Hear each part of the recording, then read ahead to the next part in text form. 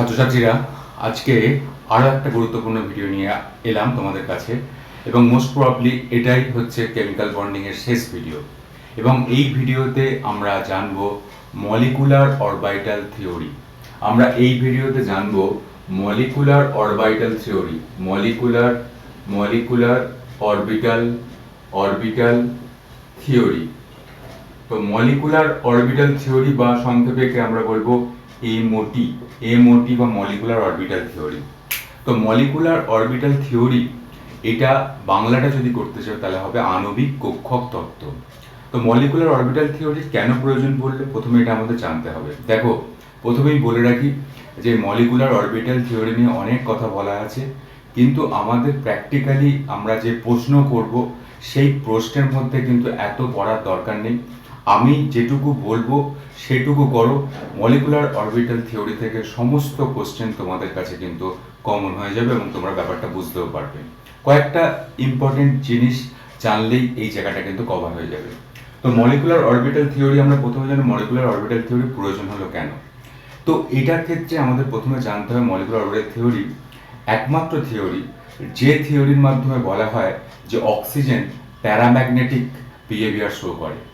বাদ বাকি সব থিওরি মনে করেছিল সেটা ভ্যালেন্স বন্ড থিওরি হতে পারে বা তার আগের কোনো তত্ত্ব হতে পারে, সব থিওরি মনে করেছিল যে অক্সিজেন হচ্ছে ডায়াম্যাগনেটিক।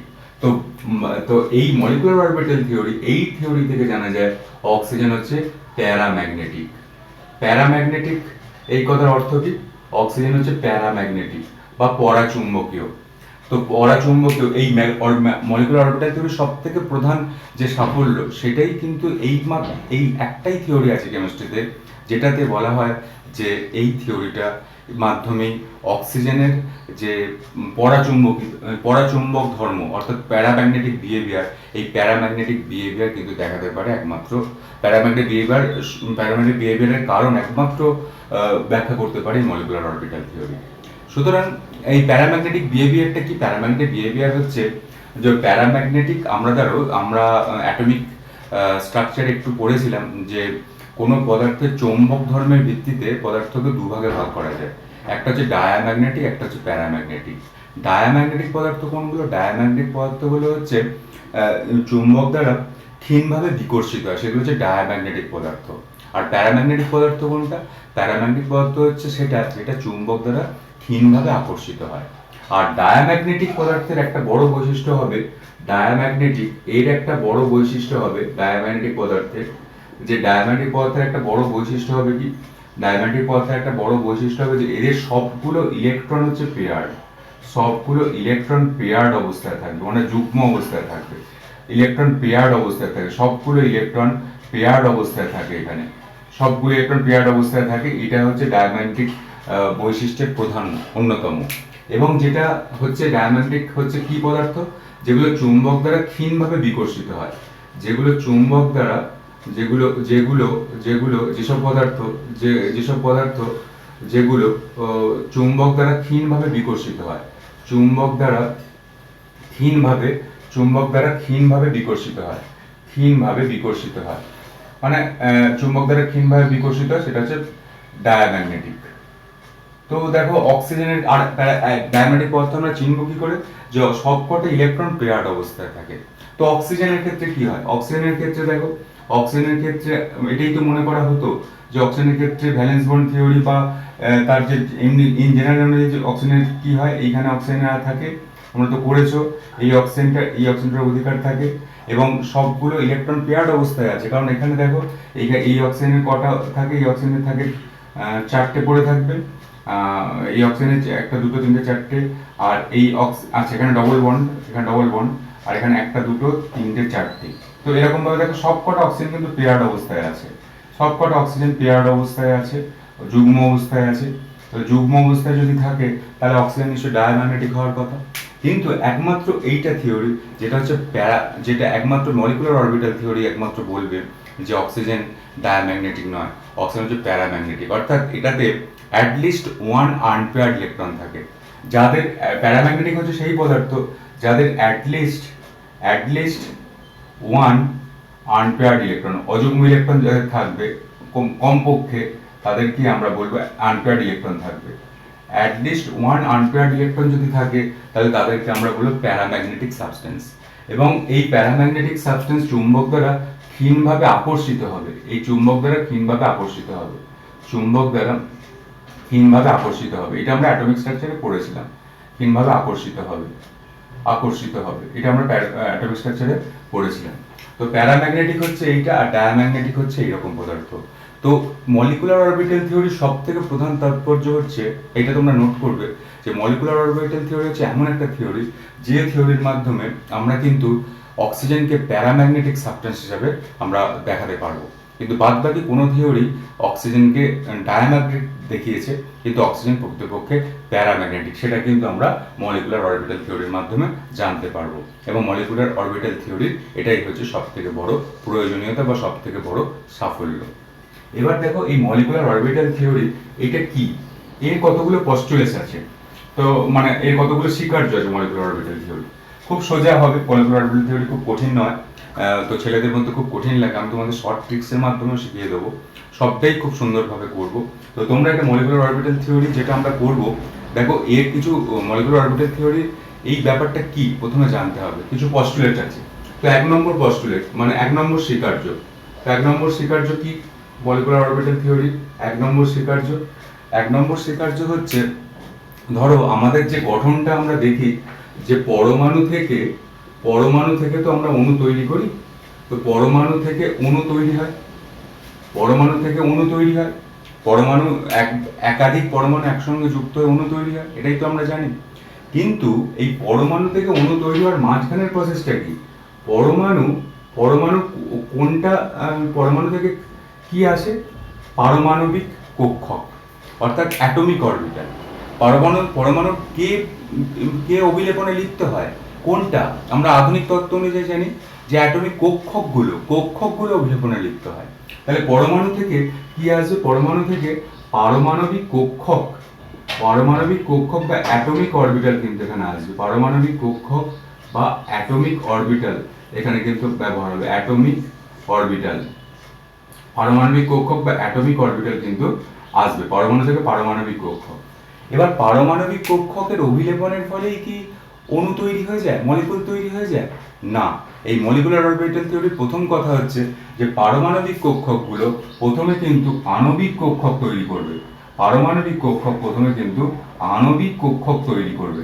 আণবিক কক্ষকের নাম হচ্ছে মলিকুলার অরবিটাল। এটাই কিন্তু মলিকুলার অরবিটাল, আমি বলে দেবো সব, কোনো অসুবিধা নেই। তো মলিকুলার অরবিটাল তৈরি করবে, আণবিক কক্ষক তৈরি করবে, পারমাণবিক কক্ষক থেকে আণবিক কক্ষক তৈরি হবে, এবং আণবিক কক্ষক থেকেই কিন্তু তৈরি হবে অণু, অর্থাৎ আণবিক কক্ষক থেকে এখান থেকে কিন্তু তৈরি হবে মলিকুল বা অণু বা মলিকুল তৈরি হবে। তো এই হচ্ছে পরমাণু থেকে অণু হওয়ার কিন্তু প্রধান পথ, যে পারমাণবিক কক্ষকগুলো পরস্পর সম্মিলিত হয়ে প্রথমে আণবিক কক্ষক তৈরি করবে, তারপর আণবিক কক্ষকের সৃষ্টি করবে। আণবিক কক্ষক সৃষ্টি হওয়ার পরে আমাদের কিন্তু অণু, সেখান থেকে অণু তৈরি হবে, আণবিক কক্ষক থেকেই কিন্তু অণুর সৃষ্টি হবে। তো এইটাই হচ্ছে প্রথম স্বীকার্য। দ্বিতীয় স্বীকার্য কি বলছে দেখো, দ্বিতীয় স্বীকার্য হচ্ছে যে কারা কোন পারমাণবিক কক্ষক অভিলিপ্ত, কোন পারমাণবিক কক্ষক মিলিত হয়ে আণবিক কক্ষক তৈরি করতে পারবে। দেখো, যাদের শক্তি সমান, সেম এনার্জি, এগুলো তোমরা শর্ট নোট করবে, সেম এনার্জি, এবং যাদের সেম সিমেট্রি মানে একই আকৃতি বিশিষ্ট, সেম সিমেট্রি, যাদের সেম এনার্জি এবং সেম সিমেট্রি, সেই সব অ্যাটমিক অরবিটাল যুক্ত হয়ে কিন্তু পারমাণবিক মলিকুলার অরবিটাল তৈরি করতে পারবে।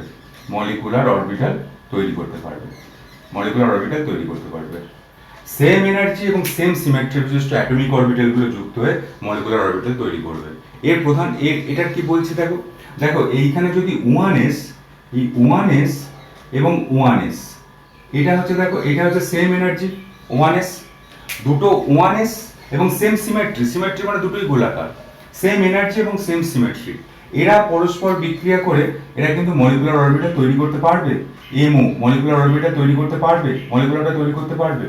কিন্তু তুমি যদি 1s এবং 2s এর মধ্যে বিক্রিয়া ঘটাও, তাহলে কিন্তু এরা মলিকুলার অরবিটাল তৈরি করতে পারবে না, মলিকুলারটা তৈরি করতে পারবে না।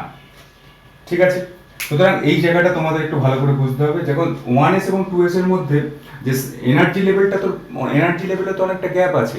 সেম সিমেট্রি হতে পারে, 1sটাও গোলাকার 2sটাও গোলাকার, মানছি সিমেট্রি, কিন্তু এদের মধ্যে তো এনার্জির পার্থক্য আছে। তাহলে সেম এনার্জি এবং সেম সিমেট্রি যদি হয় তবে কিন্তু অ্যাটমিক অরবিটাল তৈরি করতে পারবে। আর অ্যাটমিক অরবিটাল সেই সেম এনার্জি এবং সেম সিমেট্রি যদি হয় তাহলে সেই অ্যাটমিক অরবিটালগুলো পরস্পর মিলিত হয়ে মলিকুলার অরবিটাল বা আণবিক কক্ষক তৈরি করবে।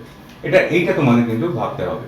এবং 3 নম্বর যে পস্টুলেটটা দেখো, 3 নম্বর পস্টুলেট যে আণবিক কক্ষক, যে পারমাণবিক কক্ষকের ধারণায় কি ছিল? 3 নম্বর পারমাণবিক কক্ষক ছিল, পারমাণবিক কক্ষকের মধ্যে যে নিউক্লিয়াস ছিল, সেই পারমাণবিক কক্ষকের মধ্যে যে ইলেকট্রন ছিল, সেই ইলেকট্রনটা একটা পরমাণুরই অংশ ছিল। পারমাণবিক কক্ষকের মধ্যে যে ইলেকট্রন ছিল, ইলেকট্রন, পারমাণবিক কক্ষক কাকে বলে? কক্ষক কাকে বলে তোমরা তো জানো। কক্ষক হচ্ছে সেই ত্রিমাত্রিক অঞ্চল যেখানে ইলেকট্রন পাওয়ার সম্ভাবনা সর্বাধিক, এটা হচ্ছে কক্ষক। তাহলে পারমাণবিক কক্ষকে যে ইলেকট্রন ছিল, সেই ইলেকট্রনটা একটা পরমাণুরই অংশ। আর আণবিক কক্ষকে তো ইলেকট্রন থাকবে, আণবিক কক্ষক বা মলিকুলার অরবিটালে তো ইলেকট্রন থাকবে। সেই মলিকুলার অরবিটালে যে ইলেকট্রন থাকবে সেটা হচ্ছে দুটো যে পারমাণবিক কক্ষক সমন্বিত যে পরমাণু তাদের অংশ হবে। অর্থাৎ এখানে যেটা বলছে দেখো, যে পারমাণবিক কক্ষকের পারমাণবিক কক্ষক পারমাণবিক কক্ষকের ইলেকট্রন, মানে অ্যাটমিক অরবিটালে ইলেকট্রন কেবল একটি পরমাণুর অংশ, একটি পরমাণুর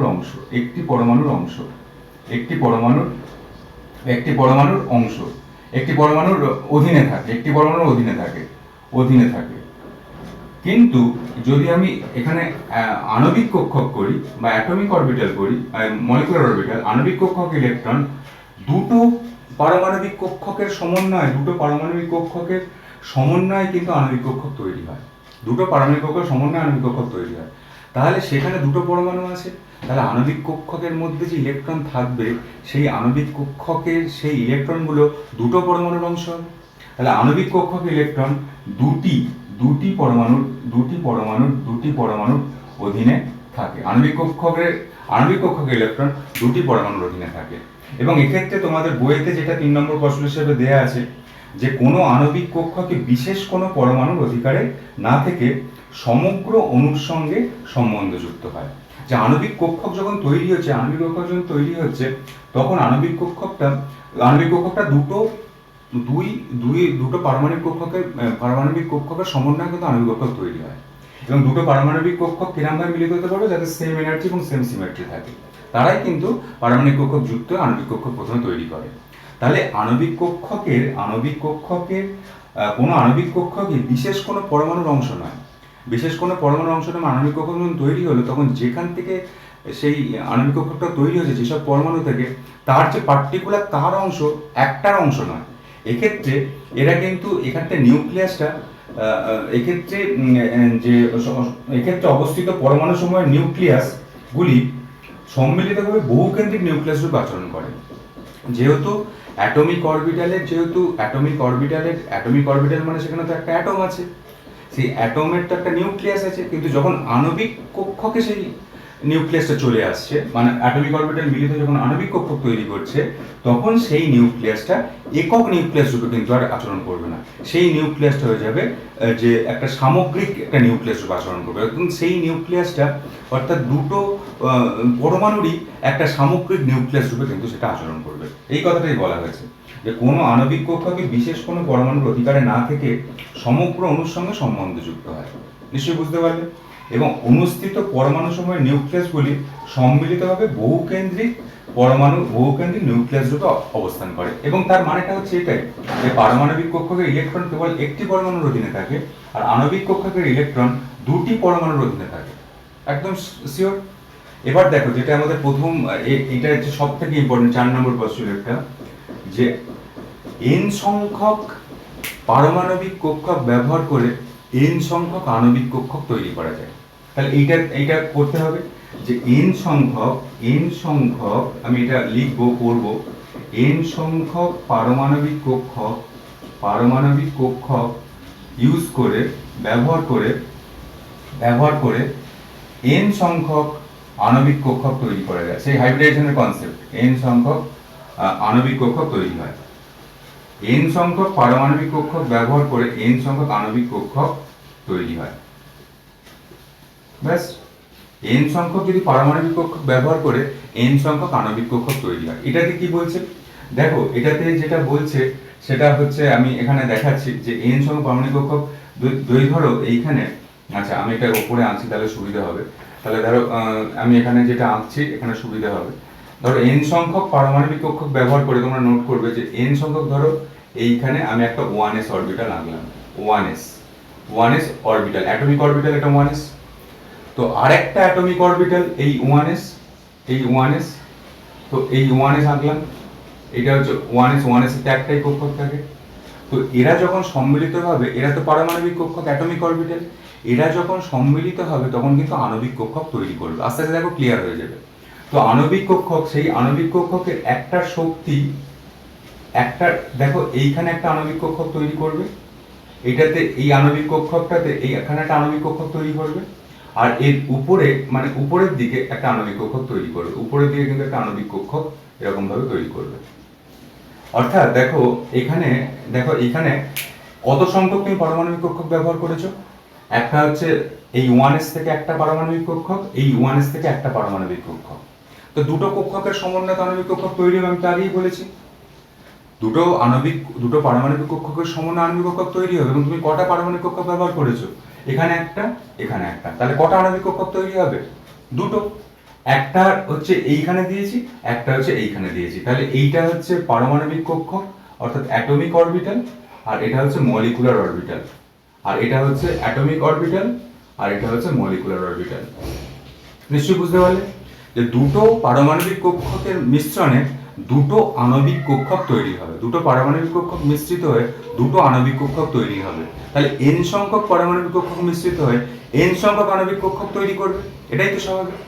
এবং এই আণবিক কক্ষক যেটা তৈরি হবে তার একটার শক্তি এই যে পারমাণবিক কক্ষকের থেকে কম, একটার শক্তি পারমাণবিক কক্ষকের থেকে কম। দেখো এটা যদি শক্তির লেভেল হয়, এই জায়গাটাই তোমাদের ভালো করে বুঝতে হবে, এটা যদি শক্তি এনার্জি যদি লেভেল হয়, এনার্জি লেভেল, তো সেই এনার্জি লেভেলে একটা দেখো এই একটা আণবিক কক্ষকের শক্তি একটা পারমাণবিক কক্ষকের শক্তির থেকে কম, দেখো এনার্জি লেভেলে কম হচ্ছে। আর একটা আণবিক কক্ষকের শক্তি এই পারমাণবিক কক্ষকের এনার্জি থেকে বেশি, এবং যে আণবিক কক্ষকের শক্তি যে পারমাণবিক কক্ষকের শক্তির থেকে কম, তাকে আমরা বলবো যে বন্ডিং মলিকুলার অরবিটাল। এটা তোমাদের মনে রাখতে হবে, যে আণবিক কক্ষক এই মলিকুলার অরবিটাল যেটা পাচ্ছি এর শক্তিটা তো এই অ্যাটমিক অরবিটাল থেকে কম, তাকে আমরা বলবো বন্ডিং মলিকুলার অরবিটাল। আর যার শক্তি বেশি তাকে আমরা বলবো অ্যান্টি বন্ডিং মলিকুলার অরবিটাল। যার শক্তি কম তাকে আমরা বলবো বন্ডিং মলিকুলার অরবিটাল, আর যার শক্তি বেশি অ্যাটমিক অরবিটালের থেকে তাকে আমরা বলবো অ্যান্টি বন্ডিং মলিকুলার অরবিটাল। এবং এই বন্ডিং মলিকুলার অরবিটাল এটা কিন্তু বন্ড তৈরিতে সাহায্য করবে, আর অ্যান্টি বন্ডিং মলিকুলার অরবিটাল এটা বন্ড তৈরিতে বাধা দেবে। এবং এই বন্ডিং অরবিটাল এবং অ্যান্টি বন্ডিং অরবিটালের মধ্যে দেখো এই 1s এর তো 1s এর এনার্জিটা 1s এই এনার্জি লেভেলটা তো এই পর্যন্ত, এইখানে এনার্জি 1s এনার্জি লেভেল, তো 1s এনার্জি লেভেলের থেকে এখানে কিন্তু এটা কম। এই পরিমাণ শক্তি দ্বারা এই বন্ডিং অ্যাটমিক অরবিটালটা মনে করতে হবে যে স্থায়ী হয়েছে। অর্থাৎ এই বন্ডিং অরবিটালের যে স্থায়িত্ব, এই স্থায়িত্ব কিন্তু অ্যাটমিক অরবিটালের স্থায়িত্বের থেকে বেশি, কারণ এইদিকে এর এনার্জি কম, এনার্জি যদি কম হয় তাহলে স্থায়িত্ব বেশি, আর অ্যান্টি বন্ডিং মলিকুলার অরবিটালের এনার্জি যদি বেশি হয় তাহলে স্থায়িত্ব কম হবে। অর্থাৎ মলিকুলার অরবিটাল যেটা বন্ডিং মলিকুলার অরবিটাল যেটা নিচের দিকে থাকে তার কিন্তু স্থায়িত্ব বেশি, আর যেটা অ্যান্টি বন্ডিং অরবিটাল যেটা উপরের দিকে থাকে সেটা কিন্তু স্থায়িত্ব তাদের কম।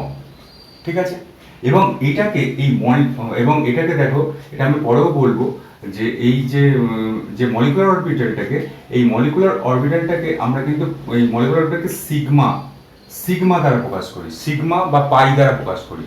সিগমা মানে বন্ডিং মলিকুলার অরবিটালটাকে সিগমা বা পাই দ্বারা প্রকাশ করি। তো এটা দেখে, এটার ক্ষেত্রে দেখো 1s এবং 1s যদি মিলিত হয়, যে আমি ভ্যালেন্স বন্ড থিওরিতে পড়েছিলাম, তাহলে কোন বন্ধনের সৃষ্টি হবে? তাহলে সিগমা বন্ধনের সৃষ্টি হবে। তাহলে দেখো এটাকে আমরা কি বলবো, এই সিগমা তাহলে এই মলিকুলার অরবিটাল নাম হচ্ছে সিগমা 1s। মলিকুলার অরবিটালটাকে মলিকুলার অরবিটালকে আমরা প্রকাশ করতে পারি সিগমা বা পাই এগুলো দিয়ে। সিগমা কতটা কোথা থেকে আসবে? সিগমা হচ্ছে যখন হেড অন ওভারল্যাপ হয়, বলেছিলাম হেড অন ওভারল্যাপ যখন হয় তখন সিগমা আসে। তো এইখানে 1s অরবিটালগুলো যখন পরস্পর লিপ্ত হচ্ছে, যখন ss অরবিটাল, তখন কোন বন্ধনের কথা বলেছিলাম? তখন সিগমা বন্ধনের কথা বলেছিলাম। তাহলে এই মলিকুলার অরবিটালের যে এইটার নাম হবে, যেটা বন্ডিং মলিকুলার অরবিটাল, সেটা হচ্ছে সিগমা 1s। সিগমা এটা হচ্ছে 1s এর মধ্যে অভিলেখনের ফলে তৈরি হচ্ছে বলে সিগমা, আর 1s অ্যাটমিক অরবিটাল থেকে তৈরি হচ্ছে বলে সিগমা 1s। আর উপরের দিকে যেটা আছে সেটাকে আমরা বলবো সিগমা স্টার 1s। নিশ্চয়ই ক্লিয়ার হলো? দেখো আমি এই 4 নম্বর পয়েন্টটা সব থেকে ইম্পর্টেন্ট, যে n সংখ্যক পারমাণবিক কক্ষক অ্যাটমিক অরবিটাল মিলিত হয়ে n সংখ্যক আণবিক কক্ষক তৈরি করে। তাহলে দুটি পারমাণবিক কক্ষক যখন মিলিত হবে তখন দুটি আণবিক কক্ষক তৈরি করবে, এবং এই আণবিক কক্ষকের একটার শক্তি ওই পারমাণবিক কক্ষক অপেক্ষা কম। এটাকে আমরা বলবো বন্ডিং মলিকুলার অরবিটাল। এবং এই বন্ডিং মলিকুলার অরবিটালটাকে সিগমা বা পাই এগুলো দ্বারা প্রকাশ করা হয়। আর আরেকটি মলিকুলার অরবিটালের শক্তি অ্যাটমিক অরবিটালের থেকে বেশি, এবং তাকে আমরা বলবো অ্যান্টি বন্ডিং মলিকুলার অরবিটাল। এবং এই অ্যান্টি বন্ডিং মলিকুলার অরবিটালটাকে সিগমা স্টার বা পাই স্টার দ্বারা প্রকাশ করা হয়। কিন্তু 1s এর ক্ষেত্রে যেহেতু পাই বন্ধন আসে না, 1s এর যদি দুটো ওভারল্যাপ হয় তখন সিগমা আসে, সুতরাং এক্ষেত্রে আমরা সিগমা 1s অর্থাৎ বন্ডিং মলিকুলার অরবিটালটাকে সিগমা 1s, দুটো 1s এর পারমাণবিক কক্ষকের সমন্বয়ে যে দুটো আণবিক কক্ষক তৈরি হচ্ছে, সেই দুটো আণবিক কক্ষকের একটাকে আমরা বলবো সিগমা 1s, যার শক্তি হচ্ছে পারমাণবিক কক্ষকের থেকে কম, আর একটা হচ্ছে সিগমা স্টার 1s, যেটা হচ্ছে অ্যান্টি বন্ডিং মলিকুলার অরবিটাল, যার শক্তি হচ্ছে পারমাণবিক কক্ষকের থেকে বেশি। আর যার শক্তি কম তার হচ্ছে স্থায়িত্ব বেশি, অর্থাৎ এটা স্থায়িত্ব বেশি, এবং যার শক্তি বেশি তার স্থায়িত্ব কম। কারণ আমরা জানি যে এনার্জি এবং স্থায়িত্ব পরস্পর ব্যস্তানুপাতিক সম্পর্ক। এবং এই বন্ডিং মলিকুলার অরবিটাল বন্ড করতে সাহায্য করে। এটা তোমাদের মনে রাখতে, নোট করো যে বন্ডিং মলিকুলার অরবিটাল এটা কিন্তু বন্ড করতে সাহায্য করে, আর অ্যান্টি বন্ডিং মলিকুলার অরবিটাল এটা কিন্তু বন্ড তৈরিতে বাধা দেয়। এই কথাটা তোমাদের মনে রাখতে হবে। তাহলে এটা আমরা আরো করবো, চিন্তা নেই, তোমরা আস্তে আস্তে করে এখানে সব ক্লিয়ার হয়ে যাবে। আর তারপরের যেটা 5 নম্বরটা দেখো, 5 নম্বরটা কি বলেছে? 5 নম্বর যে পারমাণবিক 5 নম্বর বলেছে যে কোনো আণবিক কক্ষকের আকৃতি নির্ভর করে ওই কক্ষকটি যেসব পারমাণবিক কক্ষকের মিলনে উৎপন্ন হয়েছে তাদের আকৃতির উপর। তাহলে কোনো আণবিক কক্ষকের আকৃতি, কোনো আণবিক কক্ষক বা মলিকুলার অরবিটাল, কোনো আণবিক কক্ষকের মলিকুলার অরবিটালের আকৃতি নির্ভর করে ওই মলিকুলার অরবিটালটি, ওই এমওটি মলিকুলার অরবিটালটি কোন যেসব অ্যাটমিক অরবিটাল অ্যাটমিক অরবিটাল থেকে তৈরি হয়েছে তার উপর, অ্যাটমিক অরবিটাল থেকে তৈরি হয়েছে তার উপর অ্যাটমিক অরবিটাল থেকে তৈরি হয়েছে পারমাণবিক মিলন উৎপন্ন হয়েছে তাদের আকৃতির উপর। তো দেখো এই যে যেমন এখানে 1s এর মিলনে 1s পারমাণবিক কক্ষকের মিলনে 1s আণবিক কক্ষক তৈরি হয়েছে। তাহলে 1s এর আণবিক কক্ষকের আকৃতিও হবে 1s এর যেমন পারমাণবিক কক্ষকের সাইজ, পারমাণবিক আকৃতি কি ছিল? স্ফেরিক্যাল। তাহলে এখানে আণবিক কক্ষকের সাইজটাও হবে স্ফেরিক্যাল। ক্লিয়ার? আর 6 নম্বর হচ্ছে এই আণবিক কক্ষকে যখন ইলেকট্রন ফিল আপ হবে তখন এই আণবিক কক্ষকে ইলেকট্রন ফিল আপটা সেই আব্বাউ নীতি, পাউলিস এক্সক্লুশন প্রিন্সিপাল, পাউলি অপবর্জন নীতি এবং হাউন্ডের সূত্র, এই তিনটে সূত্রই মেনে চলবে। যখন এখানে ইলেকট্রন ফিল আপ হবে, যখন লেখো এটা, যখন অ্যাটমিক অরবিটালে না, মলিকুলার অরবিটালে, আমরা মলিকুলার অরবিটাল করছি, মলিকুলার অরবিটালে ইলেকট্রন ফিল আপ হবে তখন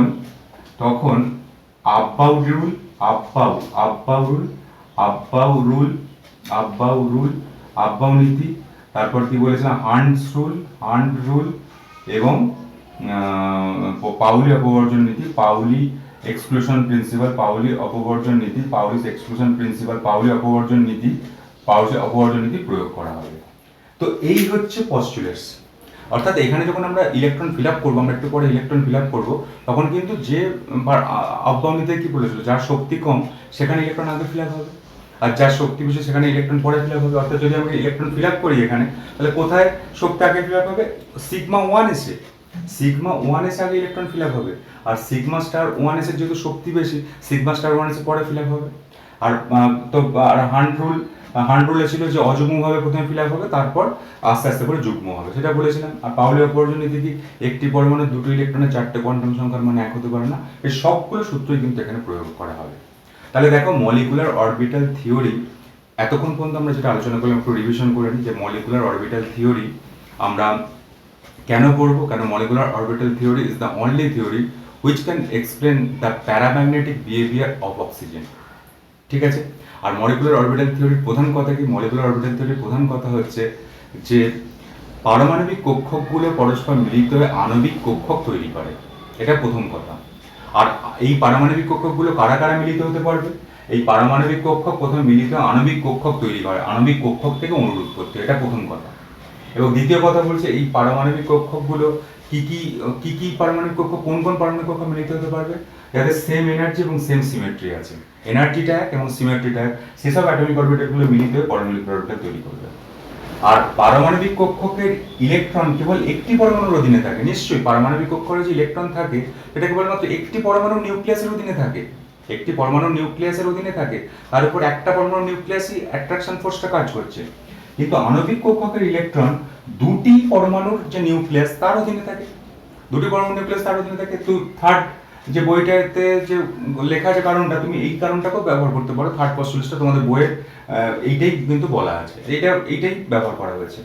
আর যেটা সব থেকে ইম্পর্টেন্ট বলছে ফোর্থ, এন সংখ্যক পারমাণবিক কক্ষক ব্যবহার করে এন সংখ্যক আণবিক কক্ষক তৈরি হয়। যে পারমাণবিক কক্ষক তুমি যতগুলো লাগাবে ততগুলো আণবিক কক্ষক তৈরি হবে, এবং সেই পারমাণবিক কক্ষক থেকে যখন আণবিক কক্ষক তৈরি হবে তখন সেই ধরো দুটো পারমাণবিক কক্ষক থেকে দুটো আণবিক কক্ষক তৈরি হচ্ছে, তাহলে একটা আণবিক কক্ষকের শক্তি একটা পারমাণবিক কক্ষের শক্তি থেকে কম হবে, সেটাকে আমরা বলবো বন্ডিং মলিকুলার অরবিটাল, বন্ডিং আণবিক কক্ষক। আর একটা আণবিক কক্ষকের শক্তি পারমাণবিক কক্ষকের থেকে বেশি হবে, সেটাকে আমরা বলবো অ্যান্টি বন্ডিং মলিকুলার অরবিটাল। এবং বন্ডিং মলিকুলার অরবিটালটাকে সিগমা, পাই এগুলো দ্বারা প্রকাশ করব, আর অ্যান্টি বন্ডিং মলিকুলার অরবিটালটাকে সিগমা স্টার, পাই স্টার এগুলো দ্বারা প্রকাশ করবো। এখন 1s দেখিয়েছি, যখন আমরা 2p-তে যাব তখন 2s বা 2p-তে যাব তখন আবার সিগমা ব্যবহার হবে 2s এর ক্ষেত্রে, বা পাই ব্যবহার হবে 2p-র ক্ষেত্রে, তখন আমরা দেখে নেব। কিন্তু এখন আমরা সিগমা 1s আর সিগমা স্টার 1s বলেছি। আর বলেছি কি যে মলিকুলার বন্ডিং মলিকুলার অরবিটালে যেটা থাকবে তার এনার্জি লেভেলটা কম হবে, অর্থাৎ এইখান দ্বারা এরা কিন্তু এই শক্তি দ্বারা স্থায়িত্ব লাভ করবে। আর অ্যান্টি বন্ডিং মলিকুলার অরবিটালে যেটা থাকবে তাদের সেই মলিকুলার অরবিটালটা কিন্তু মানে এনার্জিটা, তাদের এনার্জি বেশি হলে স্থায়িত্ব কিন্তু কম হয়ে যাবে, তো এটা বলেছি। আর কোন আণবিক কক্ষকের আকৃতি নির্ভর করে ওই মলিকুলার অরবিটালটি যেসব অ্যাটমিক অরবিটাল থেকে তৈরি হয়েছে তাদের উপর। এই আণবিক কক্ষকটা যেটা তৈরি হয়েছে সিগমা 1s, এর আকৃতি কি নির্ভর করবে, যে এই 1s পারমাণবিক কক্ষকের আকৃতির উপর নির্ভর করে, যে 1s পারমাণবিক কক্ষক কি থেকে তৈরি হয়, মানে 1s পারমাণবিক কক্ষকের আকৃতি কিরকম। যদি স্পেরিক্যাল হয় তাহলে এই মলিকুলার অরবিটালটা স্পেরিক্যাল হবে এবং এদের আকৃতি হবে স্পেরিক্যাল, অর্থাৎ গোলকীয়। তো সেটাই বলেছে। এবং এদের যখন ইলেকট্রন ফিল আপ হবে তখন এরা কিন্তু আব্বাউ রুল, হান্স রুল, পাউলি অপবর্জন নীতি এরা কিন্তু মেনে চলবে। ঠিক আছে, তাহলে এই হচ্ছে তোমার প্রথম কথা। এরপরে আমরা পারমাণবিক কক্ষক আণবিক কক্ষকের মধ্যে পার্থক্য কিছু আছে, তোমরা পার্থক্যটা এখানে করে নেবে, পার্থক্য মানে পারলে এখান থেকে কনসেপ্টটা বাড়বে, যেটা আমি বলেছি। আর আমরা করবো কি, আমরা একদম পুরো প্র্যাকটিক্যাল বেসিসে আমরা করব। অনেক থিওরি, এইসব যারা এই মলিকুলার অরবিটাল থিওরি তৈরি করেছিল বিজ্ঞানীরা, তারা অনেক খেটে খুঁটে অনেক থিওরি দিয়েছিল, কিন্তু আমাদের নির্যাসটা সেখান থেকে বার করে নেবো। তো এইটা হচ্ছে প্রথম নির্যাস। এরপর আমরা দুটো ডায়াগ্রাম শিখবো, সেই দুটো ডায়াগ্রামের মাধ্যমে কিন্তু সব প্রশ্নের মলিকুলার অরবিটালের সব প্রশ্নের উত্তর কিন্তু সেখানে লুকিয়ে আছে, এবং সেই ডায়াগ্রামগুলো কিন্তু আমরা শিখে নেবো। তাহলে তোমরা এটাকে নিশ্চয়ই ভালো করে কপি করেছো। এবার দেখো আমরা যেটা করব সেটা হচ্ছে energy level diagram. Energy level diagram খুব ভালো করে এটা শুনতে হবে এবং বুঝতে হবে যে এনার্জি লেভেল ডায়াগ্রাম এটা কি। দেখো আমরা যেটা করব সেটা হচ্ছে শক্তি এনার্জি লেভেল ডায়াগ্রাম। জাস্ট এখানে তুমি এই নোটটাকে তৈরি করে রাখবে, এই নোটটা তৈরি করে এইখানটা পড়বে, দেখবে সবগুলো তোমার ক্লিয়ার হয়ে গেছে, যে কোনো প্রশ্নের উত্তর তুমি পারবে।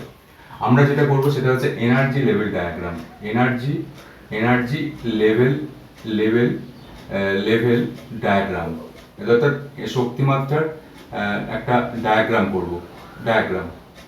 তো এনার্জি লেভেল ডায়াগ্রাম আমরা দুটো রকমের করব। একটা হচ্ছে 14 পরমাণু, 14 চেয়ে 14 চেয়ে কম ইলেকট্রন বিশিষ্ট ক্ষেত্রে, 14 চেয়ে কম ইলেকট্রন বিশিষ্ট, কম ইলেকট্রন বিশিষ্ট পরমাণুর ক্ষেত্রে, কম ইলেকট্রন বিশিষ্ট, আচ্ছা অণুর ক্ষেত্রে করছি এইটা, অণুর ক্ষেত্রে 14 চেয়ে কম ইলেকট্রন বিশিষ্ট অণুর ক্ষেত্রে এটা করব। আর একটা করব 14 চেয়ে বেশি, 14 বা 14 চেয়ে কম, 14 বা এর চেয়ে কম ইলেকট্রন বিশিষ্ট অণুর ক্ষেত্রে, 14 হতে পারে। আর 14 এর বেশি ইলেকট্রন বিশিষ্ট, বেশি ইলেকট্রন বিশিষ্ট অণুর ক্ষেত্রে, ইলেকট্রন বিশিষ্ট অণুর ক্ষেত্রে, অণুর ক্ষেত্রে, ইলেকট্রন বিশিষ্ট অণুর ক্ষেত্রে। তো দুটো ডায়াগ্রামের মধ্যেই তোমাদের সব প্রশ্নের উত্তর লুকিয়ে আছে। 14 চেয়ে বেশি ইলেকট্রন বিশিষ্ট অণুর ক্ষেত্রে, 14 চেয়ে কম ইলেকট্রন বিশিষ্ট অণুর ক্ষেত্রে আমরা করবো, 14 চেয়ে বেশি ইলেকট্রন বিশিষ্ট অণুর ক্ষেত্রে করবো। দেখো এক্ষেত্রে আমরা যেটা করবো ডায়াগ্রামটা, সেই ডায়াগ্রামটা দেখো, এক্ষেত্রে আমরা করবো, এইটা হচ্ছে এনার্জি লেভেল, অর্থাৎ আমি উপর থেকে নিচ থেকে যখন উপরে যাব তখন কিন্তু শক্তি মাত্রাটা বৃদ্ধি পাবে। এটা হচ্ছে এনার্জি লেভেল, এনার্জি আমি এটা করছি, এটা হচ্ছে এনার্জি, এনার্জি অর্থাৎ আমি নিচ থেকে যখন উপরের দিকে যাব তখন শক্তি মাত্রাটা বৃদ্ধি পাবে। তাহলে দেখো প্রথমে কোন পারমাণবিক কক্ষকটা আছে, এটা হচ্ছে 1s, এটাকে আমি লিখছি 1s। আর এইখানে কি পারমাণবিক কক্ষক আছে, সেটা হচ্ছে এই 1s। ধরো আমি এটা বলছি তোমাদের পরিষ্কার হয়ে যাবে, ধরো দুটো হাইড্রোজেন বিক্রিয়া করছে, দুটো হাইড্রোজেন পরমাণু বিক্রিয়া করছে, এই হাইড্রোজেন আর এই হাইড্রোজেন। তো এই হাইড্রোজেন যদি বিক্রিয়া করে, এই হাইড্রোজেনের কোন কক্ষক আছে, হাইড্রোজেন ইলেকট্রনের 1s, এইটা তো হাইড্রোজেন যদি আমি করি 1s ইলেকট্রন, 1s কক্ষক আছে। তো এই হাইড্রোজেনের কোন কক্ষক আছে, এই হাইড্রোজেনের 1s কক্ষক আছে। তাহলে দুটো কক্ষকের তো মিশ্রণ করতে হবে। তাহলে দেখো এখানে 1s এবং এখানে 1s, এবং এই 1s এর মিশ্রণে, 1s এর মিশ্রণে আমরা কিন্তু দুটো অ্যাটমিক মলিকুলার ওয়েট পাবো। সেটা কি, সেটা দেখো এই দিকে একটা এনার্জি লেভেলটা কম হচ্ছে, এবং এইটাকে আমরা বলবো কি সিগমা 1s, এটাকে আমরা বলবো সিগমা 1s। আর একটা এনার্জি লেভেল এর থেকে বেশি হবে, সেটাকে কি বলবো আমরা, এটাকে আমরা বলবো সিগমা স্টার 1s। দেখো আমি আগেও বলেছি এটাকে সিগমা স্টার 1s, সেক্ষেত্রে আমি এরকম করবো সিগমা স্টার 1s। একটা হচ্ছে সিগমা 1s, একটা sigma star 1s। Sigma 1s হচ্ছে bonding orbital, bonding molecular orbital, আর সিগমা স্টার হচ্ছে অ্যান্টি বন্ডিং মলিকুলার অরবিটাল। দেখো আমি পরিষ্কার বলছি, এটা হচ্ছে অ্যাটমিক অরবিটাল, এটা হচ্ছে এও অ্যাটমিক অরবিটাল, এটাও অ্যাটমিক অরবিটাল, এটা হচ্ছে মলিকুলার অরবিটাল, মলিকুলার অরবিটাল এমও, এটাও মলিকুলার অরবিটাল এমও। ক্লিয়ার? তো দেখো 1s এর পরে কোন কক্ষক আছে, 2s। তাহলে 2s এর নিশ্চয়ই এরকম একটা 2s মিলিত হয়ে এরা নিশ্চয়ই আরো দুটো আণবিক কক্ষক তৈরি করবে, সেটাই তো স্বাভাবিক। 1s যদি মিলিত হয়ে দুটো আণবিক কক্ষক তৈরি করে, আমি বলেছি যতগুলো আণবিক কক্ষক হবে ততগুলো পারমাণবিক কক্ষক হবে, ততগুলো আণবিক কক্ষক তৈরি হবে। তাহলে 1s দুটো অ্যাটমিক অরবিটাল ব্যবহৃত হয়ে দুটো আণবিক কক্ষক মলিকুলার অরবিটাল তৈরি করেছে। তাহলে 1s এর পরের শক্তি স্তরটা কি, 1s এর পরে আছে 2s। তাহলে 2s আছে, তাহলে এখানে আমি 2s এর লেভেলটা করব, 2s, এটা হচ্ছে 2s অ্যাটমিক অরবিটাল, এইদিকেও একটা 2s আছে, এইদিকেও 2s আছে, এইদিকেও 2s অ্যাটমিক অরবিটাল। তো এরাও পরস্পর কিন্তু মিলিত হবে, এরাও পরস্পর একটা জায়গায় ডট ডট করে তুমি নিয়ে আসবে, ডট ডট করে নিয়ে আসবে, বা তুমি ডট ডট করে নিয়ে আসো, সেটাই স্বাভাবিক বইতে দেখানো আছে। তো এরা তৈরি করবে কি, এরা তৈরি করবে একটা আণবিক কক্ষক। এই 2s হচ্ছে অ্যাটমিক অরবিটাল, 2s হচ্ছে পারমাণবিক কক্ষক, এই 2s হচ্ছে অ্যাটমিক অরবিটাল। তো এরা পরস্পর মিশ্রণ করে কি তৈরি করবে, একটা হচ্ছে বন্ডিং আর একটা হচ্ছে অ্যান্টি বন্ডিং। বন্ডিং এর শক্তি সেই পারমাণবিক কক্ষকের থেকে কম হবে, আর অ্যান্টি বন্ডিং এর শক্তি সেই পারমাণবিক কক্ষকের থেকে বেশি হবে। এটা হচ্ছে বন্ডিং মলিকুলার অরবিটাল, যেটাকে বন্ডিং মলিকুলার অরবিটালটাকে আমি কি দ্বারা প্রকাশ করব, 2s এর মধ্যে কোন বন্ধন সম্ভব, 2s যদি এস কক্ষক যদি মিলিত হয় 2s 2s, তাহলে কোন বন্ধন? নিশ্চয়ই হেড অ্যান্ড ওভারল্যাপ হবে। হেড অ্যান্ড ওভারল্যাপ মানে কোন বন্ধন? সিগমা বন্ধন। তাহলে এটার যদি বন্ডিং মলিকুলার ওয়েটটা কি নাম দেবো? এটা যদি সিগমা 1s হয় তাহলে এটা কি হবে? Sigma 2s। আর এটা কি হবে? Sigma star 2s। ব্যাস, এটা হবে সিগমা 2s, এটা হবে সিগমা স্টার 2s। এটার মধ্যে কোনো অসুবিধা নেই। 2s দুটো অ্যাটমিক অরবিটাল মিলিত দুটো আণবিক কক্ষক তৈরি করছে। আর একটা এনার্জি হচ্ছে এই শক্তি স্তর থেকে কম, আর একটা এনার্জি হচ্ছে বেশি। তো এটাই হচ্ছে 2s orbital, atomic orbital. Atomic 2s molecular orbital তৈরি হচ্ছে, পারমাণবিক আণবিক কক্ষক। এবার দেখো, এবার 2s এর পরে কোন কক্ষক আছে? 2s এর পরে আছে 2p। দেখো এই জায়গাটা তোমাদের খুব ভালো করে বুঝতে হবে। 2s এর পরে কি আছে? 2p আছে। আর 2p এর কি কি আছে? 2p এর তিনটে কক্ষক আছে। একটা হচ্ছে আমি লিখছি 2px, 2py আর 2pz। এদের নাম হচ্ছে 2px, 2py, 2pz। তো এই দিকে আরেকটা যদি আরেকটা যদি পারমাণবিক কক্ষক আছে, আরেকটা যদি পরমাণুর সঙ্গে মিলিত হয়, তাহলে এই দিকেও এরও নিশ্চয়ই 2p থাকবে। এরও নিশ্চয়ই আর আরেকটা যদি পারমাণবিক কক্ষকের সঙ্গে মিলিত হয়, এরও নিশ্চয়ই 2p থাকবে। তো এরও 2pটা এরকম থাকবে। দেখো 2p এরকম থাকবে, 2p এরকম থাকবে। এইটা 2p, এটা হচ্ছে 2p। তাহলে এইটা 2p যদি থাকে তাহলে এটা কি হচ্ছে? 2px, একটার নাম হচ্ছে 2px, একটার নাম হচ্ছে 2py, একটার নাম হচ্ছে 2pz। ঠিক আছে? এবার দেখো এই ক্ষেত্রে এদের ক্ষেত্রে কি হবে? এটা দুটো দুটো ভাগে ভাগ হয়ে যাবে। দুটো ভাগে ভাগ হয়ে যাবে মানে কি? আমি তোমাকে এটা প্রথমে এঁকে দিচ্ছি যে একদম সর্বনিম্ন স্তরে শক্তি স্তরে থাকবে দুটো আণবিক কক্ষক। সেটা হচ্ছে দুটো আণবিক কক্ষক সর্বনিম্ন শক্তি স্তরে থাকবে, সেটা হচ্ছে পাই 2px, পাই 2py। আমি বলছি কেন পাই বন্ধন সৃষ্টি হচ্ছে। এটা হচ্ছে একটার নাম হচ্ছে পাই 2px, এটা আমি নাম দিচ্ছি, এদিকটা আমি নাম দিচ্ছি পাই 2px, এটার নাম হচ্ছে পাই 2px। তোমরা নিজে নিজে লিখবে, আমার নিজের জায়গা নেই বলে আমি এরকম লিখছি পাই 2py, পাই 2py, পাই 2py। তাহলে এটার নাম হচ্ছে পাই 2px আর এটার নাম হচ্ছে পাই 2py। কারণ এখানে পাই বন্ধন তৈরি হয়, আমি আরো বোঝাচ্ছি। তাহলে আরেকটা তৈরি হবে, দেখো এইটা থাকবে কি? এটা থাকবে একটা সিগমা বন্ধন তৈরি হবে। সেই সিগমা বন্ধনটা জেড 2pz দিয়ে তৈরি হবে। এটা হচ্ছে এই বন্ধনটা যেটা তৈরি হবে এটা হচ্ছে সিগমা, এই যে মলিকুলারটা তৈরি হচ্ছে এর নাম হচ্ছে সিগমা 2pz। এর নাম হচ্ছে sigma 2pz, sigma sigma 2pz, sigma 2pz তৈরি হচ্ছে। দেখো আর তেমনি ওপরেও তৈরি হবে, ওপরেও তৈরি হবে কি? ওপরেও তৈরি হবে, ওপরেও এরকম তৈরি হবে যে এখানে কি তৈরি হবে? ওপরেও দুটো হবে। এটা হচ্ছে পাই স্টার 2px, পাই স্টার 2py। এটা উপরে তৈরি হচ্ছে পাই স্টার 2py। আর একদম উপরে কি তৈরি হবে? একদম উপরে তৈরি হবে sigma sigma sigma 2pz, sigma 2pz তৈরি হবে। তো দেখো এই যে P P atomic orbital, P atomic orbital যখন মিলিত হয় তখন কিন্তু দু রকম মানে হেড অন ওভারল্যাপ হতে পারে। পিপির মধ্যে হেড অন ওভারল্যাপ হতে পারে, আর পিপির মধ্যে সাইড ওয়াইজ ওভারল্যাপও হতে পারে, বলেছিলাম। যেমন অক্সিজেনের ক্ষেত্রে দেখিয়েছিলাম পিপি অক্সিজেনের ক্ষেত্রে অক্সিজেনের দুটো বন্ধন, দুটো বন্ধনের মধ্যে একটা বন্ধন সিগমা বন্ধন দ্বারা যুক্ত, একটা বন্ধন পাই বন্ধন দ্বারা যুক্ত। তো সেই জন্য এটা দেখে দেখো এই টুপিতে কটা অ্যাটমিক অরবিটাল? তিনটে। এই টুপিতে কটা অ্যাটমিক অরবিটাল? তিনটে। তাহলে এই তিনটে অ্যাটমিক অরবিটাল মিলিয়ে কটা মলিকুলার অরবিটাল তৈরি হবে? মোট 6টা। কারণ অ্যাটমিক অরবিটাল 3 আর 3 যোগ করে আমি 6 পেয়েছি। তাহলে মলিকুলার অরবিটাল কটা পাবো? মলিকুলার অরবিটাল 6টা পাবো। তাই 6টা মলিকুলার অরবিটালটাকে আমি এরকম ভাবে প্রকাশ করেছি। প্রথমে দেখো পাই 2px, পাই 2py। এটা কিন্তু পাই 2 এই নিচের যে দুটো অ্যাটমিক অরবিটাল পাই 2px, পাই 2py, এটা কিন্তু প্রথমে সৃষ্টি হবে। কারণ এক্ষেত্রে পাই 2px, পাই 2py কিন্তু এই শক্তি স্তরটা নিচে থাকবে। এই আর পাই 2px মানে px আর এদিকের px, এই px আর এই px এরা পাই বন্ধন তৈরি করবে, মানে মানে সাইড ওয়াইজ ওভারল্যাপ তৈরি হবে। আর এই py py এরাও কিন্তু পাই বন্ধন তৈরি করবে। সেই জন্য পাই 2px, পাই 2py ফিল আপ আছে। আর তারপরে আছে কি? তারপরে সিগমা 2pz। তো সেখানে সাইড ওয়াইজ যখন ওভারল্যাপ হবে, সাইড ওয়াইজ বলছি, যখন হেড অন ওভারল্যাপ হবে সেখানে তো সিগমা বন্ধন তৈরি হবে। সেই সিগমা বন্ধনটা কি দ্বারা করবে? সিগমা বন্ধনটা কিন্তু করবে পিজেড দ্বারা। সেই জন্য আমি করছি সিগমা 2pz। তাহলে পাই 2px, পাই 2py, সিগমা 2pz এটা হচ্ছে অ্যান্টি বন্ডিং এ থাকবে। অ্যান্টি বন্ডিং, সরি বন্ডিং এ থাকবে, আমি ভুল বলছি।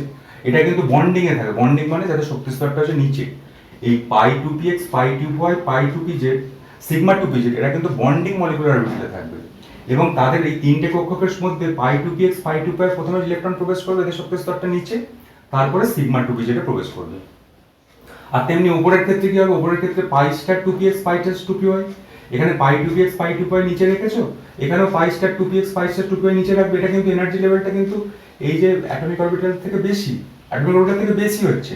তাহলে পাই স্টার টু পি এক্স পাই স্টার টু পি ওয়াই হয়েছে, আর তার সর্বোচ্চ উপরে থাকবে সিগমা টু পি জেড।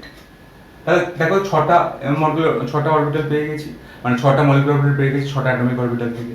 তো এইভাবেই কিন্তু ফিল আপ, এইভাবেই কিন্তু এটা হচ্ছে এনার্জি লেভেল ডায়াগ্রাম। জাস্ট তোমরা এই জায়গাটা মুখস্থ করে নিতে পারো, এই জায়গাটা একদম মুখস্থ করে নিতে হবে, এই জায়গাটা মুখস্থ করে নিতে হবে। তো এই জায়গাটা মুখস্থ করে নিতে হবে, তাহলে তোমরা কি করবে। আচ্ছা, আর একটা পরে দেখেছি যে 14, এটা হচ্ছে 14 চেয়ে কম ইলেকট্রন বিশিষ্ট পরমাণুর ক্ষেত্রে, আমি দেখিয়ে দেবো। 14 চেয়ে কম ইলেকট্রন বিশিষ্ট পরমাণুর ক্ষেত্রে সেটা হচ্ছে এইটা। আর 14 চেয়ে বেশি ইলেকট্রন বিশিষ্ট পরমাণুর ক্ষেত্রে কি হবে, দেখো নিচের লেভেলটা পুরো এক হবে। এখানে 1s, এখানে 1s, এই 1s এরা পরস্পর মিলিত হয়ে কি তৈরি করে, পরস্পর মিলিত তৈরি করবে সিগমা 1s, সিগমা 1s, আর এদিকে দিক তৈরি করবে সিগমা স্টার 1s। এটা তোমরা বইতেও ভালো করে দেখবে diagram, sigma star 1s, sigma star 1s তৈরি করবে। তারপরে কি আছে, এটা 1s, এটা তৈরি করছে 1s, এটা হচ্ছে sigma 1s sigma star 1s। তারপরে দেখো এইটার মধ্যেই হবে প্রথম দিকে, প্রথম দুটো। তারপর 2s এর আণবিক 2s এর পারমাণবিক কক্ষক একটা 2s, এটাও পারমাণবিক কক্ষক একটা 2s, এবং এরা মিলিত হয়ে আণবিক কক্ষক তৈরি করবে। আণবিক কক্ষক তৈরি করবে কি তৈরি করবে, সিগমা 2s, সিগমা 2s, আর এখানে কি করবে sigma star 2s, sigma star 2s, এরকম তৈরি করবে sigma 2s sigma star 2s। এটার মতোই ডট ডট চিহ্ন দেবে, এখানে ডট ডট চিহ্ন দেবে, আমি ডট ডটটা আমি এমনি চিহ্ন দিয়ে ফেলেছি, ডট ডট চিহ্ন দিলেও এখানে দেখানো যাবে, ডট ভালো বোঝা যাবে। এবার দেখো পরিবর্তনটা কোথায় হবে, 14 চেয়ে বেশি পরমাণু বিশিষ্ট, 14 চেয়ে বেশি ইলেকট্রন বিশিষ্ট, এই লেভেলটা পরিবর্তন হবে, এই লেভেলটা পরিবর্তন হবে। এই লেভেলটা দেখো, এই লেভেলটা তোমরা নিজেরা করবে। এটা যে আমরা এখানে তো পিএক্স পিওয়াই পিজেড করেছিলাম, এটা তো পিএক্স পিওয়াই পিজেড করেছিলাম, পিএক্স পিওয়াই পিজেড এই পর্যন্ত ঠিক আছে। এটা 2p, এটা 2pর মধ্যে একটা হচ্ছে 2px, একটা হচ্ছে 2py, একটা হচ্ছে 2pz। এটার ক্ষেত্রে একটা 2px, একটা 2py, আর একটা হচ্ছে 2pz। ক্লিয়ার? এবার দেখো এই 2p আর 2p, এখানে 2p, এবার এদের ক্ষেত্রে পাই 2px পাই 2py টা নিচে ছিল, আর সিগমা 2pzটা উপরে ছিল। কিন্তু এই 14 হচ্ছে বেশি ইলেকট্রন বিশিষ্ট অণুর ক্ষেত্রে এইটা ঠিক এই জায়গাটা অল্টারনেট হবে, এই জায়গাটা খালি অল্টারনেট হবে, বাদ বাকি সব ঠিক। এই জায়গাটা এই সিগমা 2pzটা নিচে যাবে, পাই 2px পাই 2py টা উপরে যাবে। অর্থাৎ এখানে কি আসবে, এখানে যেটা আসবে এটা হচ্ছে, দেখো এটা হচ্ছে, এটা একটা থাকবে, সেটা হচ্ছে সিগমা 2pz, সিগমা 2pz। আর তারপরে কি আসছে, তারপরে দুটো কক্ষক আছে, সেটা হচ্ছে একটা হচ্ছে এটা হচ্ছে পাই 2px আর পাই 2py। খালি এই জায়গাটার এই লেভেলটা খালি 14 থেকে বেশি যাদের ইলেকট্রন বিশিষ্ট পরমাণু তাদের ক্ষেত্রে খালি এই জায়গাটা চেঞ্জ হবে, বাদ বাকি সব ডায়াগ্রাম। উপরের ক্ষেত্রেও সেটা একই হবে, উপরের ক্ষেত্রেও যেটা আছে সেটাই হবে। অর্থাৎ এখানে কি তৈরি হয়েছিল, এখানে তৈরি হয়েছিল, খুব ভালো করে এটা তৈরি করবে যে পাই স্টার 2px, অনেক কথা বইতে বলা আছে, অত না পড়লেও হবে। পাই স্টার 2py এটা নিচে, তার উপরে থাকবে একদম sigma 2pz, sigma 2pz, sigma 2pz, sigma 2pz, এবং এটা সিগমা 2pz এটা তৈরি হবে। এটা হচ্ছে 14 হচ্ছে বেশি ইলেকট্রন বিশিষ্ট অণুর ক্ষেত্রে। ব্যাস, তাহলে তুমি এখানে কি করে এবার ইলেকট্রন ফিল আপ করবে। এবার দেখো, এবার ইলেকট্রন ফিল আপটা আমরা একটা একটা করে ইলেকট্রন ফিল আপ করবো, যে একটা একটা করে আণবিক কক্ষক অনুযায়ী আমরা কিন্তু ফিল আপ করবো, ইলেকট্রন ফিল আপ করবো। দেখা যাক, দেখো আমাদের প্রথম, এবার আমরা ইলেকট্রন ফিল আপ করবো। প্রথম যে পরমাণুটা আছে সেটা হচ্ছে হাইড্রোজেন। তো হাইড্রোজেন পরমাণুর এই মলিকুলার অরবিটাল যে একটা এনার্জি ডায়াগ্রামটা যদি তোমাদের আঁকতে বলে তাহলে কি হবে। তো দেখো এই হাইড্রোজেনের ক্ষেত্রে এই একটা হাইড্রোজেনের ইলেকট্রন কত, 1। তাহলে এখানে ইলেকট্রনটা কি হবে, এখানে এই 1s, আমি যদি এটা করি তাহলে 1s একটা ইলেকট্রন আসবে, কারণ হাইড্রোজেনের ইলেকট্রন বিন্যাস তো 1s1 1s1 1s1, ইলেকট্রন বিন্যাস 1s1, তাহলে এখানে একটা 1s আসছে। তো দ্বিতীয়ত আরেকটা হাইড্রোজেন পরমাণু আসবে, তার কক্ষকের ইলেকট্রন বিন্যাস কি হবে, 1s1। এই দ্বিতীয় কক্ষকটা ইলেকট্রন বিন্যাস আমি করছি 1s1, এখানে একটা ইলেকট্রন দিয়ে দিলাম। এবার এরা যখন আণবিক কক্ষক তৈরি করবে তখন এখানে যেটা ফিল আপ হবে প্রথমে কিন্তু তৈরি হবে সিগমা সিগমা, তাহলে হাইড্রোজেন এই সিগমা 1s এটার মধ্যে কিন্তু হাইড্রোজেন অণুর যে ইলেকট্রন, হাইড্রোজেন অণুর মধ্যে কটা ইলেকট্রন আছে? একটা আর একটা দুটো। তাহলে সেই এখানে সিগমা 1s এ দুটো ইলেকট্রন থাকতে পারবে। এটা হচ্ছে আফবাউ নীতি বা পাউলি অপবর্জন নীতি, সেই সূত্র মানে একটা কোনো কক্ষকে আণবিক কক্ষকে পারমাণবিক কক্ষে যদি দুটো ইলেকট্রন থাকতে পারে, আণবিক কক্ষকেও দুটো ইলেকট্রন থাকতে পারবে। তাহলে দেখো এইখানে একটা আর এখানে এখানে একটা দুটো, এই দুটো ইলেকট্রন এই সিগমা 1s এ থাকতে পারবে এবং তাদের ঘূর্ণন বিপরীত দিকে হবে, তাদের ঘূর্ণন বিপরীত দিকে হবে। সেটাকে আমরা বলবো বন্ডিং, এটা হচ্ছে বন্ডিং ইলেকট্রন। দেখো এখানে বন্ডিং কক্ষকে ইলেকট্রনটা আছে বলে এটাকে আমরা বলি বন্ডিং ইলেকট্রন। তাহলে হাইড্রোজেনের যে শক্তিমাত্রার যে ক্রমটা, সেই শক্তিমাত্রার ক্রমটা আমরা এখানে দেখিয়ে দিতে পারি। আচ্ছা, হাইড্রোজেন যে শক্তি মাত্রার যে চিত্রটা, এই চিত্রটা আমরা এরকম ভাবে দেখিয়ে দিতে পারি। এবং এখানে যদি হাইড্রোজেন অণুর যদি তুমি ইলেকট্রন বিন্যাস করতে চাও, তাহলে হাইড্রোজেন অণুর H2 অণুর ইলেকট্রন বিন্যাসটা কি হবে? সিগমা 1s, এটা লিখে দিলে, এটাকে ব্র্যাকেটে ঘিরে দিলে সিগমা 1s স্কয়ার। সুতরাং এখানে যখন পরমাণু হচ্ছে যখন, তখন যে রেসপেক্টে কাউন্ট হচ্ছে, অণু যখন হচ্ছে তখন তার ডবল রেসপেক্টে ইলেকট্রন রেসপেক্টে কিন্তু কাউন্ট হচ্ছে। এখানে দেখো হাইড্রোজেনের ক্ষেত্রে একটা হাইড্রোজেন পরমাণু একটা ইলেকট্রন, এখানে হাইড্রোজেন পরমাণু একটা ইলেকট্রন, কিন্তু যখন হাইড্রোজেন অণু তৈরি হচ্ছে তখন দুটো ইলেকট্রন, এই দুটো ইলেকট্রন ফিল আপ করা হবে সিগমা 1s স্কয়ার। এটা হয়ে গেছে।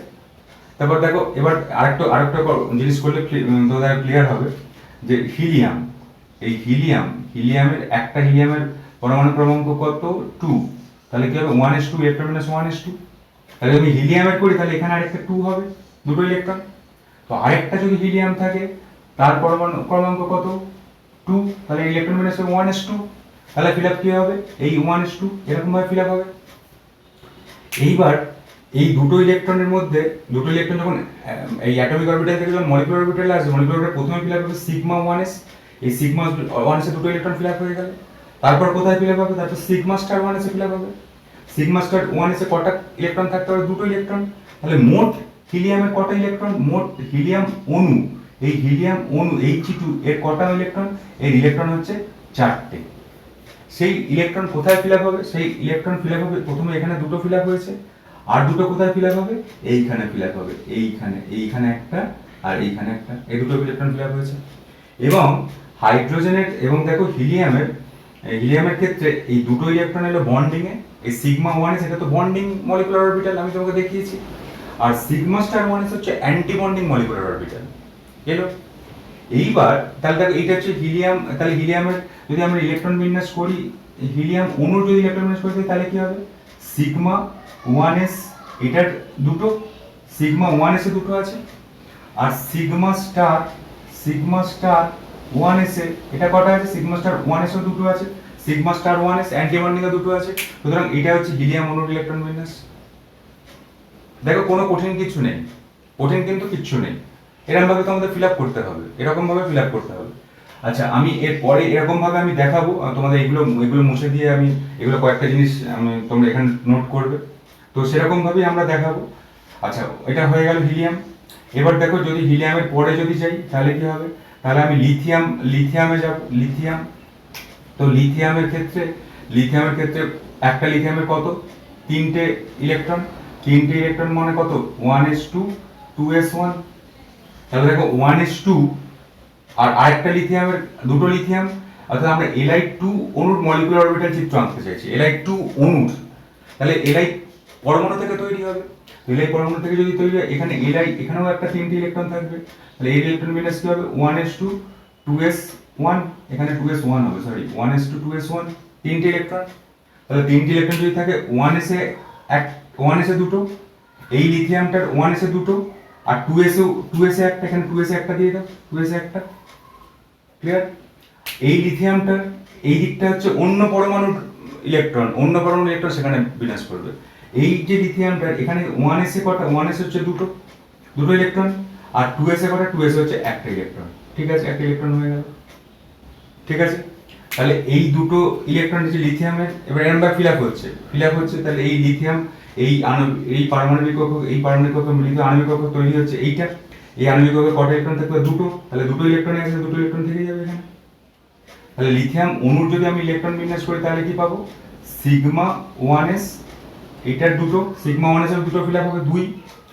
লিথিয়াম অণুর মধ্যে ইলেকট্রন কটা হবে? ইলেকট্রন হবে 6টা, কারণ লিথিয়ামের কটা আছে? লিথিয়ামের আছে ইলেকট্রন 3টে, কিন্তু Li2 অণুর মধ্যে ইলেকট্রন কত? 6টা। আমি এটা কতর ক্ষেত্রে থাকবে? 14 কম ইলেকট্রন বিশিষ্ট অণুর ক্ষেত্রে। এটাতে 6টা ইলেকট্রন আছে, 14 কম ইলেকট্রন বিশিষ্ট ক্ষেত্রে এটাই খাটবে Li2। তো Li2 যদি হয় তাহলে এই ইলেকট্রন বিন্যাস কি হবে? সিগমা 1s এ দুটো, তারপরে কি হবে? সিগমা 2s এ দুটো। দেখো সিগমা 2s এ দুটো, দুটো দুটো 4টে হয়ে গেল। তারপর কি আসবে? সিগমা আমি ভুল বলছি, সিগমা 1s এ দুটো, সিগমা 1s এ দুটো এসছে। এবার কি আসবে? সিগমা স্টার 1s এ দুটো, সিগমা স্টার 1s এটাতে দুটো। তারপরে কোথায় আসবে? তারপরে আসবে সিগমা 2s। সিগমা 2s এ কটা ইলেকট্রন আছে? দুটো। তাহলে ইলেকট্রন বিন্যাস হবে এইটা। Li2 এর ইলেকট্রন বিন্যাস হবে সিগমা 1s এ দুটো, সিগমা স্টার 1s এ দুটো, সিগমা 2s এ দুটো। দেখো সিগমা 1s এ দুটো, সিগমা স্টার 1s এ দুটো, সিগমা 2s এ দুটো। এই যে লিথিয়াম। তো লিথিয়ামের পরে আছে বেরিলিয়ামটা, লিথিয়ামের পরে আছে বেরিলিয়ামটা করবে এরকম ভাবে বেরিলিয়াম। আমি যেটা দেখাবো সেটা হচ্ছে, দেখো আচ্ছা বেরিলিয়ামের ক্ষেত্রে আমি বেরিলিয়ামটা দেখিয়ে দিই। যে বেরিলিয়ামের ক্ষেত্রে একটা বেরিলিয়াম অণুর ক্ষেত্রে আমি যদি এরকম ডায়াগ্রাম করি বা ইলেকট্রন বিন্যাস করি তাহলে কি হবে? বেরিলিয়ামের ক্ষেত্রে দেখো, বেরিলিয়ামের ক্ষেত্রে যদি ইলেকট্রন বিন্যাস করি, বেরিলিয়ামের ইলেকট্রনের কত আছে? 1s2 2s2। তাহলে এই 2s এও একটা ইলেকট্রন বাড়বে। এই 1s এ এইটা হচ্ছে একটা পরমাণু, এই 1s এ দুটো আর 2s এ দুটো। আর আরেকটা বেরিলিয়াম পরমাণু তো আসবে, সেটা কি? 1s2 2s2। এটা দ্বিতীয় বেরিলিয়াম পরমাণু, এটা 1s2, এটা 2s, এই 2 হয়ে যাচ্ছে। এবং টোটাল বেরিলিয়াম অণুতে ইলেকট্রন সংখ্যা কত? ইলেকট্রন সংখ্যা হচ্ছে 8। সেই 8টি ইলেকট্রন কিভাবে ফিল আপ হবে? দেখো এখান পর্যন্ত 6টি ইলেকট্রন করে দেওয়া আছে। সিগমা 1s এ দুটো, সিগমা স্টার 1s এ দুটো, সিগমা 2s এ দুটো, আর সিগমা স্টার 2s এ কত ইলেকট্রন থাকতে পারে? দুটো। তাহলে দুটো ফিল আপ হয়ে গেল। সিগমা স্টার 2s এ দুটো ফিল আপ হয়ে গেল, সিগমা স্টার 2s এ। তো দুটো ফিল আপ যদি হয়ে যায় তাহলে এখানে ইলেকট্রন B2 এর ইলেকট্রন বিন্যাস কি হবে? B2 যদি ইলেকট্রন বিন্যাস করি তাহলে কি হবে? দেখো সিগমা 1s এ দুটো, সিগমা স্টার 1s এ দুটো, সিগমা 1s এ দুটো, সিগমা স্টার 1s এ দুটো, সিগমা 2s এ দুটো, আর সিগমা স্টার 2s এ দুটো। তোমরা আলাদা আলাদা ভাবে করবে। সিগমা স্টার 2s এ দুটো। দেখো ইলেকট্রন বিন্যাস হয়ে গেল। দেখো এটা কোনো হার্ড নেই, একদম ক্লিয়ার। এবার এটা এরকম ভাবে হয়ে গেল। তো বেরিলিয়ামের ক্ষেত্রে ইলেকট্রন বিন্যাস এইটা হয়ে গেল। এবার বেরিলিয়ামের পরে কি আছে? বোরন। তো বোরনের ক্ষেত্রে কি হবে? তো বোরনের ইলেকট্রন বিন্যাস কি হবে? বোরনের পরমাণু ক্রমাঙ্ক কত? বোরনের পরমাণু ক্রমাঙ্ক হচ্ছে 5। ইলেকট্রন বিন্যাস কি? ইলেকট্রন বিন্যাস হচ্ছে 1s2 2s2 2p1 2p1। তাহলে এইটা হচ্ছে একটা বোরনের। দ্বিতীয় বোরনও আসবে, মানে এখানে আমরা কি করছি? B2 বোরন 2 অণু, মানে B2 অণু। বোরন হচ্ছে পরমাণু দিয়ে দুটো পরমাণু দিয়ে একটা অণু তৈরি হয়, সেটা অণুটা কি? B2 অণু। তো B2 অণু আরেকটা B এর ইলেকট্রন বিন্যাস কি হবে? 1s2 2s2 2p1, একই ইলেকট্রন বিন্যাস হবে। তাহলে তোমরা যদি এখানে ইলেকট্রন বিন্যাস করো, এখানে 2p তে কটা দেবে? 2p তে একটা দেবে ইলেকট্রন, এই 2p তে একটা দিলে বাদ বাকি এগুলো তো ফিল আপ হয়ে আছে। 1s এ দুটো, 2s এ দুটো, 2s এ দুটো, 2p তে একটা। এই আর দ্বিতীয় বোরন পরমাণুটা এখানে 2p তে একটা আসবে।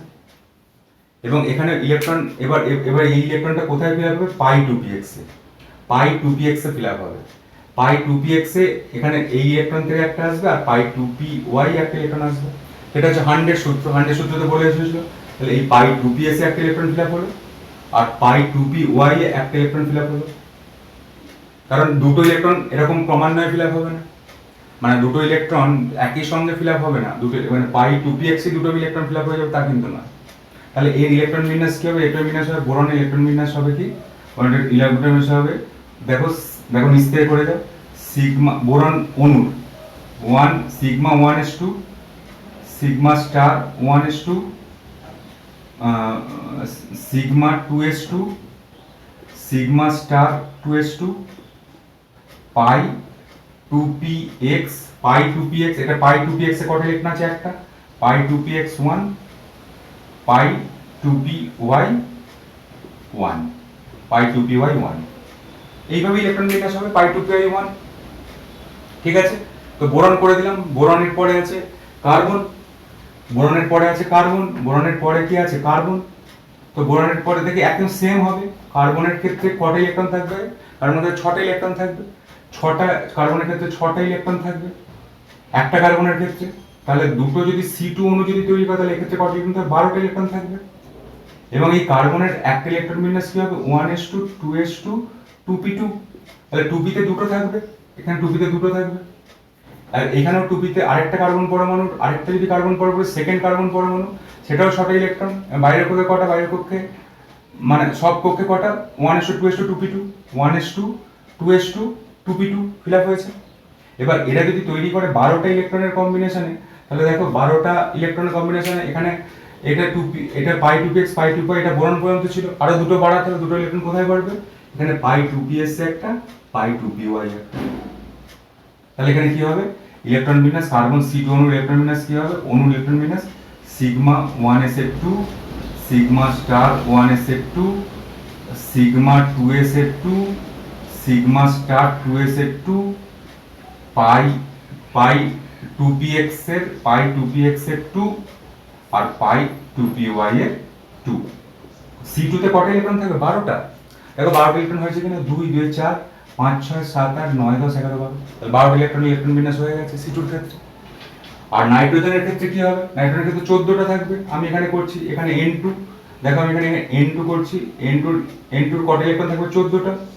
আর 14টা যদি হয় তাহলে এখানে যদি N হয় তাহলে তার পরমাণু ক্রমাঙ্ক 7, তাহলে এখানে হবে 2p3, এটা হবে 2p3, এটা হচ্ছে কার্বন, নাইট্রোজেন হচ্ছে, নাইট্রোজেনের যদি হয় তাহলে 7 2p3। তাহলে এই নাইট্রোজেনটা যদি আরেকটা ইলেকট্রন থাকবে 2p3, এটা নাইট্রোজেনের পরমাণুর ইলেকট্রন থাকবে 1s এ দুটো, 2s এ দুটো, 2p তে তিনটে। আর এখানে কি হবে? এই আরেকটা নাইট্রোজেনের 2p তে তিনটে থাকবে। এবার দেখো 6টা ইলেকট্রনের 4টে ইলেকট্রন এখানে ফিল আপ হয়ে গেছে।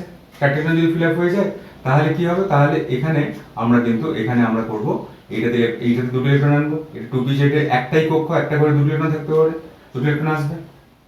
তাহলে নাইট্রোজেন ইলেকট্রন বিন্যাস কি হবে? এটা যদি নাইট্রোজেন ইলেকট্রন বিন্যাস করি তাহলে কি হবে দেখো? তাহলে এই পর্যন্ত ঠিক সমান থাকবে pi 2px square, pi 2py square, আর সিগমা 2p জেডে কটা ইলেকট্রন? দুটো ইলেকট্রন। তাহলে কি হবে? সিগমা 2p জেডের স্কয়ার। তাহলে দেখো 14টা ইলেকট্রন হয়ে যাচ্ছে। একদম ইজি, কোনো কিছু কঠিন কিন্তু নেই। আমরা এটা করেছিলাম 14 বা 14 হচ্ছে কম ইলেকট্রন বিশিষ্ট অণুর ক্ষেত্রে। তাহলে 14 আমি এতগুলো দেখিয়ে দিলাম, কম ইলেকট্রন বিশিষ্ট অণুর ক্ষেত্রে এগুলো হলো। এবার যদি তোমরা এই 14 হচ্ছে বেশি ইলেকট্রন বিশিষ্ট অণুর ক্ষেত্রে হয় তাহলে কি হবে? তার একটা প্রধান উদাহরণ হচ্ছে অক্সিজেন। তার প্রধান উদাহরণ হচ্ছে আমি দেখবো অক্সিজেন। তো অক্সিজেনের ক্ষেত্রে 14 পর্যন্ত এটাই চলবে। এবার 14 হচ্ছে বেশি ইলেকট্রন বিশিষ্ট যদি অণু হয় তাহলে দেখো আমি এখানে কি করবো? অক্সিজেনের ক্ষেত্রে অক্সিজেনের যদি করি, অক্সিজেনের পরমাণু ক্রমাঙ্ক হচ্ছে 8। তাহলে দুটো অক্সিজেন হচ্ছে 8 8 করে, এবং যখন O2 তৈরি করো তখন ইলেকট্রন সংখ্যা হচ্ছে 16। 14 হচ্ছে বেশি, তাহলে 14 হচ্ছে বেশি হলে এই ডায়াগ্রামটা কিন্তু ফলো হবে। এই ডায়াগ্রামের বৈশিষ্ট্য হচ্ছে এই পাই 2px পাই 2py এর অল্টারনেট হবে, আর সিগমা 2pz টা নিচে থাকবে, পাই 2px পাই 2py টা উপরে থাকবে। এটা হচ্ছে এর ব্যতিক্রম, মানে এইটাতে এইটা কম হয়। তাহলে এটা ফিল আপ কিরকম হবে? দেখো অক্সিজেনের ক্ষেত্রে অক্সিজেনের ইলেকট্রন বিন্যাস কি? 1s2 2s2 2p 2p4, 1s2 2s2 2p4। তাহলে এইটা এক নম্বর অক্সিজেনের, দ্বিতীয় নম্বর অক্সিজেনের কি? 1s2 2s2 2p4 একই হবে। তাহলে তুমি এবার এটা ইলেকট্রন বিন্যাস করো। এগুলো হচ্ছে অ্যাটমিক অরবিটাল। 1s, এইটা যদি করি 1s এর দুটো 1 দুটো, 2s এ কটা? 2s এ দুটো, 2s এ দুটো, 2p তে কটা? 2p তে চারটে, চারটে কিরকম? একটা দুটো তিনটে তিনটে চারটে। তেমনি এটার ক্ষেত্রে কি হবে? এই অক্সিজেন পরমাণুটার এই দিকে হবে। এটার ক্ষেত্রে কি হবে দেখো? এখানটা 1s এ দুটো, 2s এ দুটো, আর 2p তে কটা? 2p তে চারটে, একটা দুটো তিনটে চারটে ইলেকট্রন হয়ে গেল। এবার যদি এদের মধ্যে থেকে যদি আণবিক কক্ষকে যদি ইলেকট্রন ফিল আপ করতে হয়, এইখানে কটা আসবে? এইখানে দুটো ইলেকট্রন আসবে, দুটো। এইখানে কটা আসবে? সিগমা স্টার 1s এ দুটো, সিগমা 2s এ দুটো, সিগমা স্টার 2s এ দুটো, দুটো দুটো করে ফিল আপ হবে। এবার সিগমা 2p যেটা এইটা হচ্ছে দুটো, পাই 2px এ, পাই 2px এ এটা একটা, পাই 2p হয় এটা একটা। তাহলে মোট কত ইলেকট্রন হলো দেখো, 2 2 4 5 6 7 8 9 10 11 12, 11 12, তার মানে এইটা হচ্ছে 13 14, এখানে হচ্ছে পাই স্টার 2px এটা 15, এটা হচ্ছে 16। দেখো এটা হচ্ছে অক্সিজেন, এবং অক্সিজেনের ক্ষেত্রে দেখো আনপেয়ার্ড ইলেকট্রন আছে, আনপেয়ার্ড ইলেকট্রন আছে মানে একটা করে ইলেকট্রন আছে, একটা করে ইলেকট্রন থাকলে অক্সিজেন কি হয়, অক্সিজেন আনপেয়ার্ড ইলেকট্রন থাকলে কি হয়, প্যারাম্যাগনেটিক। সুতরাং অক্সিজেন হচ্ছে প্যারাম্যাগনেটিক এই তত্ত্ব অনুযায়ী। তো অক্সিজেন ইলেকট্রন বিন্যাস কি হবে, অক্সিজেন ইলেকট্রন বিন্যাস হবে কি, অক্সিজেন ইলেকট্রন বিন্যাস হবে সিগমা, অক্সিজেন অণুর ইলেকট্রন বিন্যাস 1s sigma 1s2, sigma star 1s2, sigma 2s2, sigma star 2s2, পাই সিগমা স্টার 2s2 করেছি, sigma star 2s2, sigma sigma তারপর কি দেখো সিগমা স্টার 2s2, তারপর কি sigma 2pz, sigma 2pz, sigma 2pz এটা কত ইলেকট্রন আছে দুটো, পাই 2px এটাতে কত ইলেকট্রন আছে, পাই 2px এর দুটো, পাই 2px, পাই 2py এটাতে কত ইলেকট্রন আছে, পাই 2py এটাতে দুটো ইলেকট্রন আছে, পাই 2py দুটো, আর পাই স্টার 2px এ একটা, পাই স্টার 2px এ একটা ইলেকট্রন, আর পাই স্টার 2py এ একটা ইলেকট্রন। ব্যাস এই ফিল আপ হলো। এইটা তাহলে এইটা কেবলমাত্র খাটবে, এই দিকেরটা খাটবে অক্সিজেন, আমি অক্সিজেনটা দেখালাম। ফ্লোরিন, ফ্লোরিনের ক্ষেত্রে দেখো ফ্লোরিনের ক্ষেত্রে ফ্লোরিনের যদি একটা অণু থাকে তাহলে সেখানে ইলেকট্রন সংখ্যা কত হবে, 9 9 18টা, 18টা অণুর ক্ষেত্রে 18টা ইলেকট্রনের ক্ষেত্রে এটা খাটবে 14 থেকে বেশি। আর কি হবে, আর হচ্ছে অক্সিজেন, ফ্লোরিন আর নিয়ন, নিয়নের ক্ষেত্রে 20টা ইলেকট্রন, 20 ইলেকট্রনের ক্ষেত্রে এইরকম কিন্তু খাটবে, এইরকম ইলেকট্রন বিন্যাসটা হবে। সুতরাং এইটা যদি ইলেকট্রন বিন্যাস হয় তাহলে এইরকম টাইপের হবে। তাহলে এই হচ্ছে এনার্জি ডায়াগ্রাম। তোমাদের সব ক্ষেত্রে দেখাতে বলে না, নাইট্রোজেন, অক্সিজেন এবং ফ্লোরিন এদের ক্ষেত্রে খুব ভালো করে দেখাতে হবে, আর এই এনার্জি ডায়াগ্রাম সবসময় আঁকা পড়ে না।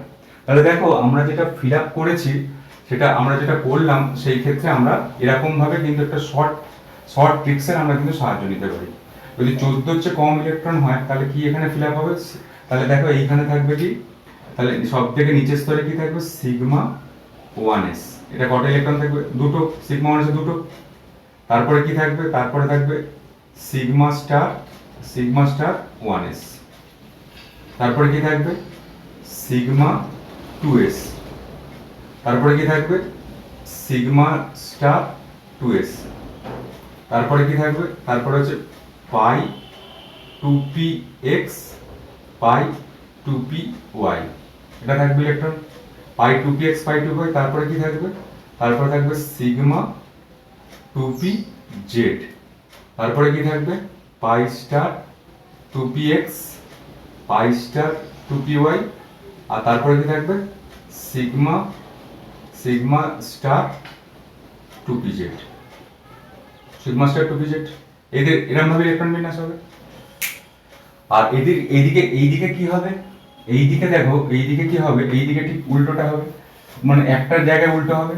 সেটা কারণ ইলেকট্রন বিন্যাসটা কিরকম হবে, ইলেকট্রন বিন্যাস তুমি এরকম হবে, দেখো এখানে কি হবে, শব্দের নিচে সিগমা 1s প্রথমে, তারপরে সিগমা স্টার 1s, তারপরে কি সিগমা 2s, তারপরে কি আছে সিগমা স্টার 2s, তারপরে কি আছে, তারপর সিগমা স্টার 2x, এই পর্যন্ত হলো।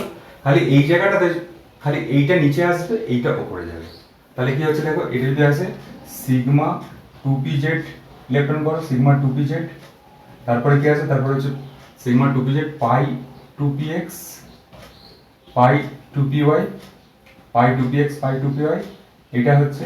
আর এখানে কি আছে, পাই এইটা যেমন ছিল তেমনই থাকবে, পাই স্টার 2px, পাই স্টার 2py, আর এইটা যেমন ছিল তেমনই থাকবে, সিগমা স্টার সিগমা এরকম থাকবে। আর এটা কি থাকবে, এটা হচ্ছে sigma star 2pz, sigma star 2pz, sigma star 2pz, এরকম ইলেকট্রন বিন্যাস সিগমা স্টার 2pz। এবার তোমার ইলেকট্রন বিন্যাস করতে হবে। এবার তোমার দেখো তোমাদের ইলেকট্রন বিন্যাসটা কিন্তু এই ক্রমান্বয়ে করতে হবে।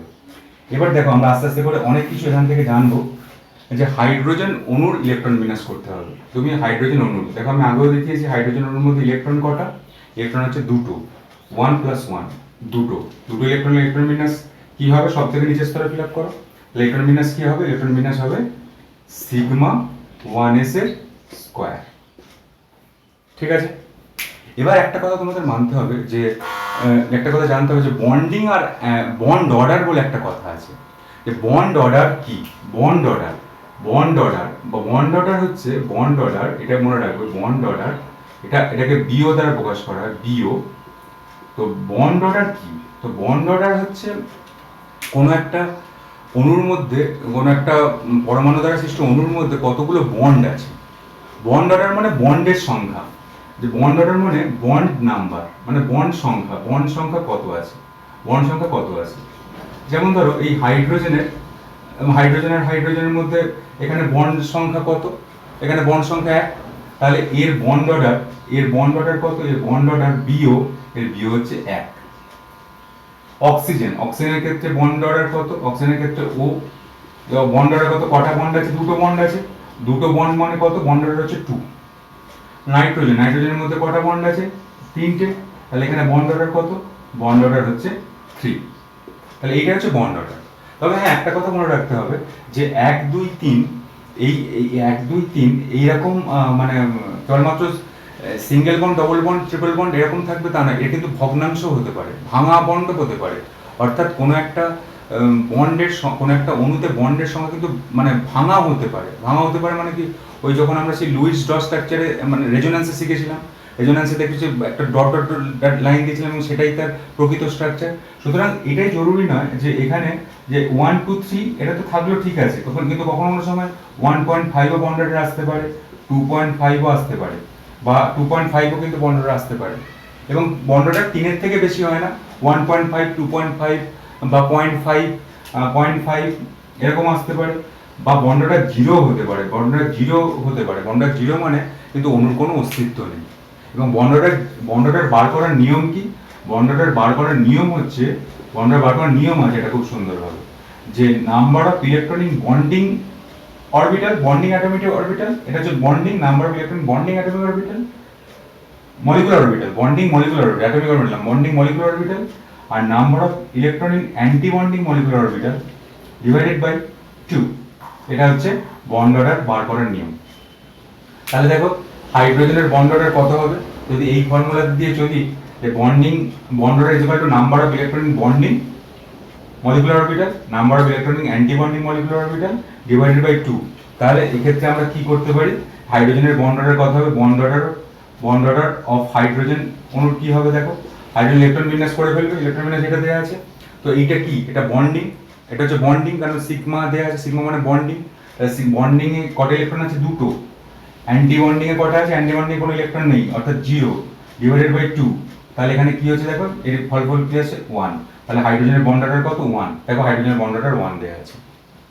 তাহলে বন্ড অর্ডার এরকম আমরা বার করতে পারবো, বন্ড অর্ডার কিন্তু আমরা এরকম ভাবে বার করতে পারবো, বন্ড অর্ডার।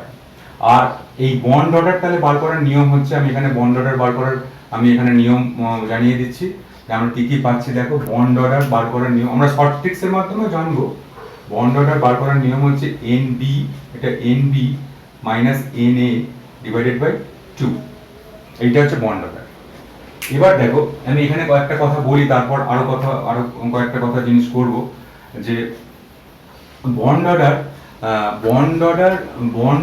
যত বেশি, তোমরা এখানে লিখবে যে বন্ড অর্ডার যত বেশি হবে সেই অণুর স্থায়িত্ব তত বেশি হবে। বন্ড অর্ডার যত বেশি হবে সেই অণুর স্থায়িত্ব তত বেশি হবে, সেই অণুর স্থায়িত্ব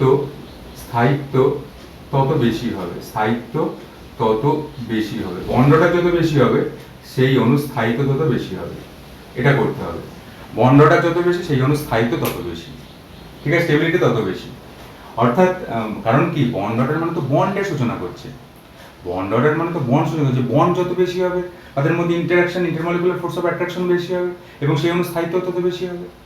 আর বন্ড অর্ডার যদি 3 নম্বর, বন্ড অর্ডার যদি 0 হয়, জিরো হয় বা জিরোর থেকে কম হয় বা নেগেটিভ হয় তাহলে সেই অণুর কোনো অস্তিত্ব নেই। তাহলে সেই অণুর কোনো অস্তিত্ব নেই, সেই অণুর কোনো অস্তিত্ব নেই। কারণ দেখো, যদি বন্ড অর্ডার যদি জিরো হয় বা নেগেটিভ হয় তাহলে তো সেখানের মধ্যে কোনো বন্ড নেই। বন্ড যদি না থাকে তাহলে সেই অণুর অস্তিত্ব কি করে থাকবে? বন্ড অর্ডার জিরো বা তার থেকে কম হলে, নেগেটিভ হলে সেই অণুর কোনো অস্তিত্বই নেই। এটা ভালো করে করতে হবে। আর কি, আর কারণ এবার বন্ড অর্ডার, এখানে বন্ড অর্ডার মানে স্থায়িত্ব বেশি হওয়ার, দেখো এখানে বন্ড অর্ডার যদি, তাহলে এখানে একটা কথা শিওর যে বন্ড অর্ডার যদি পজিটিভ হয়, বন্ড অর্ডার যদি, এখানে এই কথাটার অর্থ কি, 4 নম্বর অর্থ যে বন্ড অর্ডার যদি পজিটিভ হয় তবে সেই অণু স্থায়ী হবে। একের থেকে বেশি হলে তার মধ্যে বন্ধন আছে, ঠিক ঘুরিয়ে লিখলাম, সেই অণু স্থায়ী হবে। বন্ড অর্ডার যদি পজিটিভ হয় তবে সেই অণু স্থায়ী হবে, আর বন্ড অর্ডারের মান যত বেশি হবে সেই অণুর স্থায়িত্ব তত বেশি হবে। এবং বন্ড অর্ডার স্থায়ী হওয়ার কারণটা কি, স্থায়ী কিভাবে হবে? যখন বন্ডিং ইলেকট্রনের সংখ্যাটা অ্যান্টি বন্ডিং এর থেকে বেশি হবে। যখন বন্ডিং ইলেকট্রনের সংখ্যা, number of bonding electron number of anti bonding ইলেকট্রনের থেকে যখন বেশি, তখন দেখো এই বন্ড অর্ডার অবশ্যই কিন্তু পজিটিভে মানটা আসবে, পজিটিভে মানটা আসবে। এবং পজিটিভের মানটা যদি হয় তাহলে স্থায়ী। অর্থাৎ বন্ডিং ইলেকট্রন, দেখো যদি বন্ডিং ইলেকট্রনের সংখ্যা যদি 10 হয় আর অ্যান্টি বন্ডিং ইলেকট্রনের সংখ্যা যদি 8 হয়, তাহলে কি হচ্ছে দেখো, 10 আর 8, 10 থেকে 8 বিয়োগ করো, তাহলে কত? 10 থেকে 8 বিয়োগ করলে 2 হচ্ছে, আর 2/2 মানে 1। তাহলে সেই বন্ড অর্ডার যদি পজিটিভ হয় তাহলে সেই অণু স্থায়ী হবে। তাহলে NB বন্ড অর্ডার পজিটিভ হওয়ার শর্ত কি? Bonding electron, number of bonding electron greater than number of anti bonding electron. তাহলে বন্ড অর্ডার সেখান থেকে পজিটিভ, এবং পজিটিভ বলে এটা হচ্ছে স্থায়ী।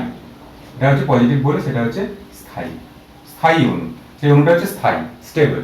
আর যদি অ্যান্টি বন্ডিং, আমি এর আগেও বলেছিলাম, যদি অ্যান্টি বন্ডিং ইলেকট্রন যদি বন্ডিং ইলেকট্রনের থেকে বেশি হয়, তাহলে দেখো অ্যান্টি বন্ডিং ইলেকট্রন যদি বেশি হয়ে যায় তাহলে তো বন্ড অর্ডারের মানটা নেগেটিভ হয়ে যাবে। বন্ড অর্ডারের মানটা বা অ্যান্টি বন্ডিং ইলেকট্রনটা যদি বন্ডিং ইলেকট্রনের সমান হয় তাহলে বন্ড অর্ডার এক্ষেত্রে নেগেটিভ হবে, আর এক্ষেত্রে বন্ড অর্ডার জিরো হবে।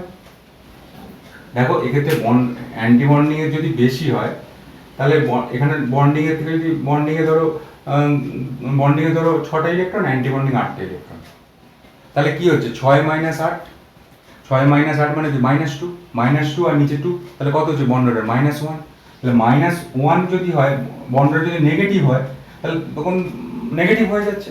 যদি অ্যান্টি বন্ডিং অরবিটালে অ্যান্টি বন্ডিং ইলেকট্রনের সংখ্যা যদি বেশি হয়, তাহলে নেগেটিভ ইলেকট্রন যদি হয়ে যায় তাহলে এইটা কি, তাহলে নেগেটিভ যদি বন্ড অর্ডারের মান হয় তাহলে এটা হচ্ছে অস্থায়ী, অণুটা হচ্ছে অস্থায়ী বা স্থায়িত্ব নেই, সেটার কোনো অস্তিত্ব নেই।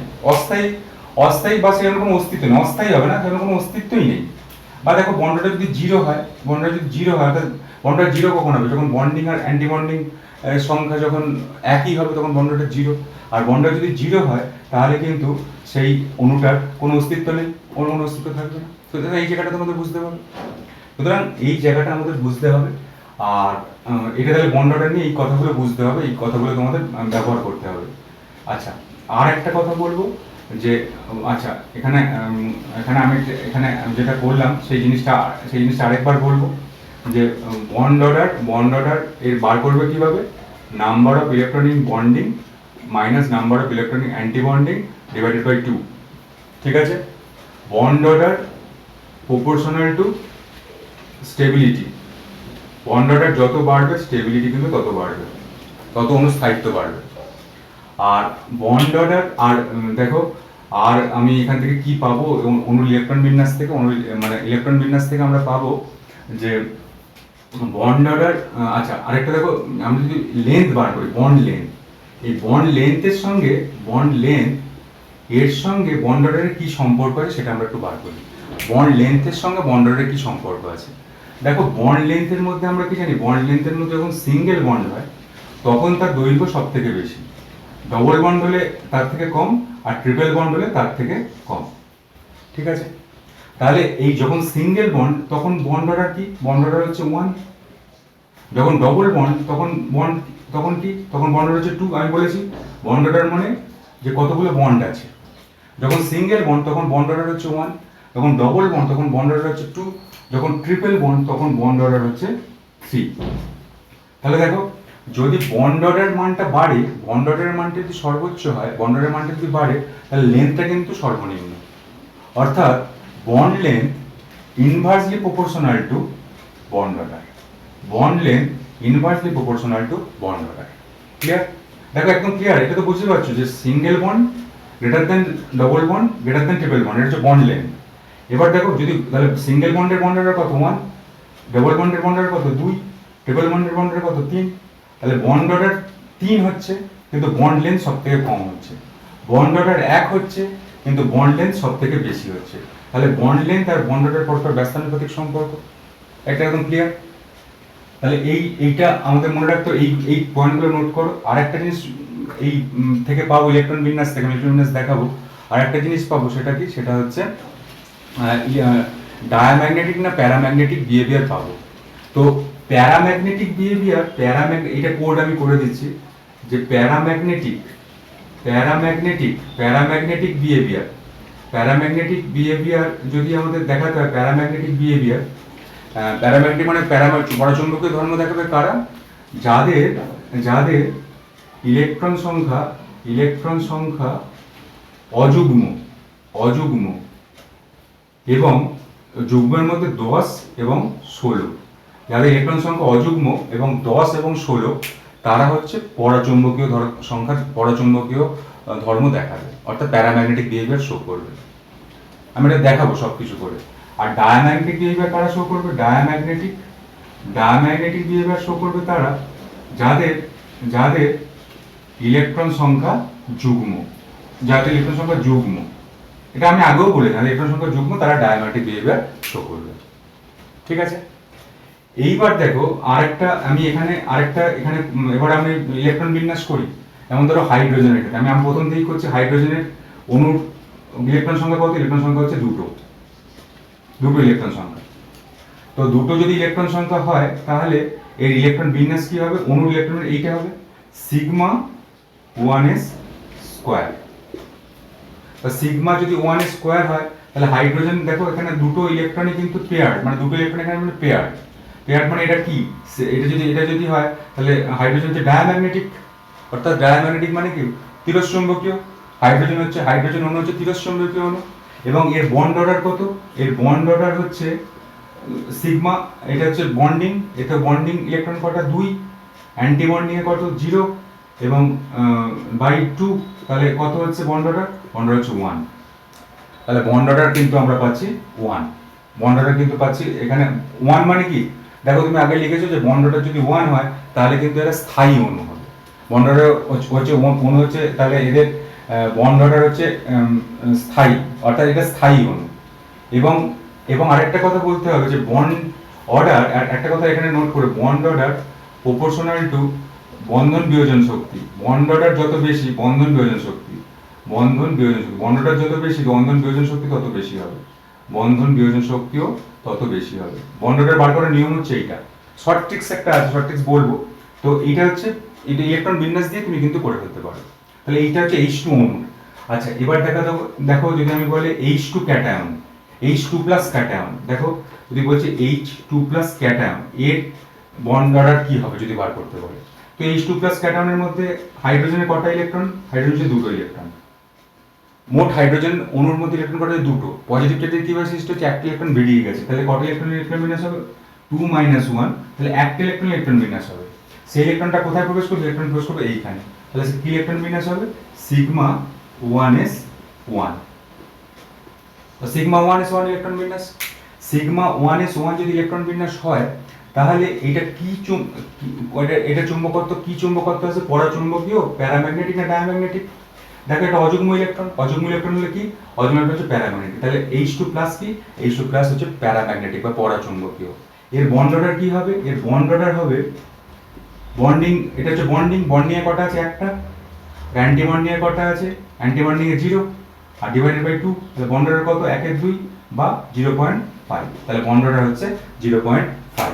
এবং এটা হচ্ছে পরাচুম্বকীয় প্রকৃতির, এবং এর বন্ড অর্ডার হচ্ছে 1 এর 2। দেখো একদম কিন্তু কঠিন না, এই জায়গাগুলি কিন্তু পরীক্ষায় পড়ে যে H2 প্লাস এর বন্ড অর্ডার কত। তো যা সেটা করবে। এবার যদি H2 মাইনাস করি, দেখো যদি আমি H2 মাইনাস করি, H2 মাইনাস যদি করি, তাহলে কি হবে, দুটোর সঙ্গে দুটো ইলেকট্রন ছিল, একটা ইলেকট্রন যোগ হবে, তাহলে কত হচ্ছে 2s, তিনটে ইলেকট্রন।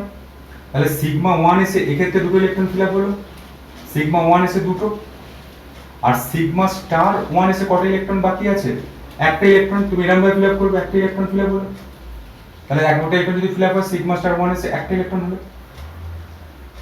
তাহলে এবার দেখো এর যদি বন্ড অর্ডার বার করা হয়, বন্ড অর্ডার কত হবে, বন্ড অর্ডার কত হবে, বন্ড অর্ডার হবে, দেখো এখানে বন্ডিং এ কটা আছে, বন্ডিং এ দুটো আছে, অ্যান্টি বন্ডিং এ কটা আছে, অ্যান্টি বন্ডিং এ একটা আছে, তাহলে 2 মাইনাস 1 কত, 1/2, তাহলে বন্ড অর্ডার কত হচ্ছে 0.5। ইজ ইট প্যারাম্যাগনেটিক আর ডায়াম্যাগনেটিক? এটা হচ্ছে প্যারাম্যাগনেটিক। কেন? কারণ প্যারাম্যাগনেটিক, কারণ এদের ইলেকট্রন সংখ্যা অযুগ্ম। দেখো একটা ইলেকট্রন সংখ্যা অযুগ্ম আছে, অ্যাটলিস্ট একটা আনপেয়ার্ড ইলেকট্রন থাকলে সেটা হচ্ছে প্যারাম্যাগনেটিক, তাহলে এটা প্যারাম্যাগনেটিক হয়ে গেল। তাহলে পরচুম্বকীয় প্রকৃতির। এবার দেখো এই হাইড্রোজেন ক্যাটায়ন হলো, হাইড্রোজেন অ্যানায়ন হলো। এবার আমরা করব কি, হাইড্রোজেনের পরের যে পরমাণুটা আছে সেটা হচ্ছে হিলিয়াম। হিলিয়াম তো দেখিয়েছি। হিলিয়ামের ক্ষেত্রে হিলিয়াম, দেখো তোমরা কিন্তু এরকম ভাবে ফিল আপ করবে এই ক্রমটা। হিলিয়ামের মধ্যে ইলেকট্রন সংখ্যা কত, 2, আর হিলিয়াম অণুর মধ্যে কত হবে, 2 + 2 মানে 4, চারটে অণুর রেসপেক্টে হবে। ইলেকট্রন বিন্যাস কি হবে, সিগমা 1s, এটা হচ্ছে দুটো, সিগমা স্টার 1s, এটাতে হচ্ছে দুটো। তাহলে বন্ড অর্ডার কত, বন্ড অর্ডার হচ্ছে ইলেকট্রন ইন বন্ডিং এ কত 2, অ্যান্টি বন্ডিং এ কত -2 / 2, অর্থাৎ কত হচ্ছে 0। আর বন্ড অর্ডার যদি 0 হয় সেই অণুর কোনো অস্তিত্ব নেই, অর্থাৎ হিলিয়াম 2 প্লাস হিলিয়াম 2 এই অণুর কিন্তু কোনো অস্তিত্ব নেই। এবং এটা কি ধরনের অণু, এটা ডায়াম্যাগনেটিক, এটা ডায়াম্যাগনেটিক। বন্ড অর্ডার যদি 0 হয় সেই অণুর কোনো অস্তিত্ব নেই। তুমি লিখেছো নোটে, বন্ড অর্ডার যদি 0 হয় সেই অণুর কোনো অস্তিত্ব নেই, অর্থাৎ হিলিয়াম 2 কোনো কিন্তু অস্তিত্ব নেই, হিলিয়াম 2। তো হয়ে গেল এইটা, এরকম ভাবে সবগুলো করতে। এবার He2+ যদি করি, দেখো He2+ যদি করি তাহলে কি হবে, একটা ইলেকট্রন মাইনাস হবে, মাইনাস হলে তিনটে ইলেকট্রন রেসপেক্টে হবে, তিনটে ইলেকট্রন রেসপেক্টে হলে এখানে একটা ইলেকট্রন কমবে, তাহলে একটা ইলেকট্রন রেসপেক্টে হলে বন্ড অর্ডার কত হয়, বন্ড অর্ডার হবে 2 - 1, অর্থাৎ এখানে He2+ যদি করি তাহলে কি হবে 1/2, তাহলে বন্ড অর্ডার কত হচ্ছে 0.5, তাহলে He2+ 0.5 বন্ড অর্ডার। এবং এক্ষেত্রে আমরা এদের ক্ষেত্রে আমরা কোন ধরনের বলবো, He2+ হচ্ছে যেহেতু অ্যাটলিস্ট 1 আনপেয়ার্ড ইলেকট্রন আছে, সুতরাং এটা কি হবে, প্যারাম্যাগনেটিক বিহেভিয়ার। এটা প্যারাম্যাগনেটিক বিহেভিয়ার শো করবে, প্যারাম্যাগনেটিক ধর্ম কিন্তু দেখাবে। দেখো এটা আমরা সবই করেছি। দেখো আমি এবার লিথিয়াম অণু দেখিয়ে দিয়েছিলাম। লিথিয়াম অণুর বন্ড অর্ডার কত, দেখো Li2 লিথিয়াম অণুর মধ্যে ইলেকট্রন কত, 3 + 3, 6টা ইলেকট্রন রেসপেক্টে ফিল আপ করো। প্রথমে কোন দিকে ফিল আপ করবে, sigma 1s 2, sigma star 1s 2, sigma 2s 2।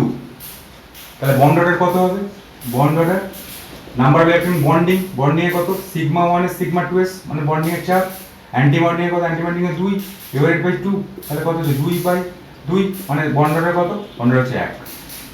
Lithium 2+ এর বন্ড অর্ডার হচ্ছে 1, লিথিয়াম 2+ এর বন্ড অর্ডার হচ্ছে 1। এবং লিথিয়ামের প্রকৃতি কি, লিথিয়ামে দেখো কোনো সবগুলো পেয়ার্ড ইলেকট্রন হলে কি, ডায়াম্যাগনেটিক। ক্লিয়ার?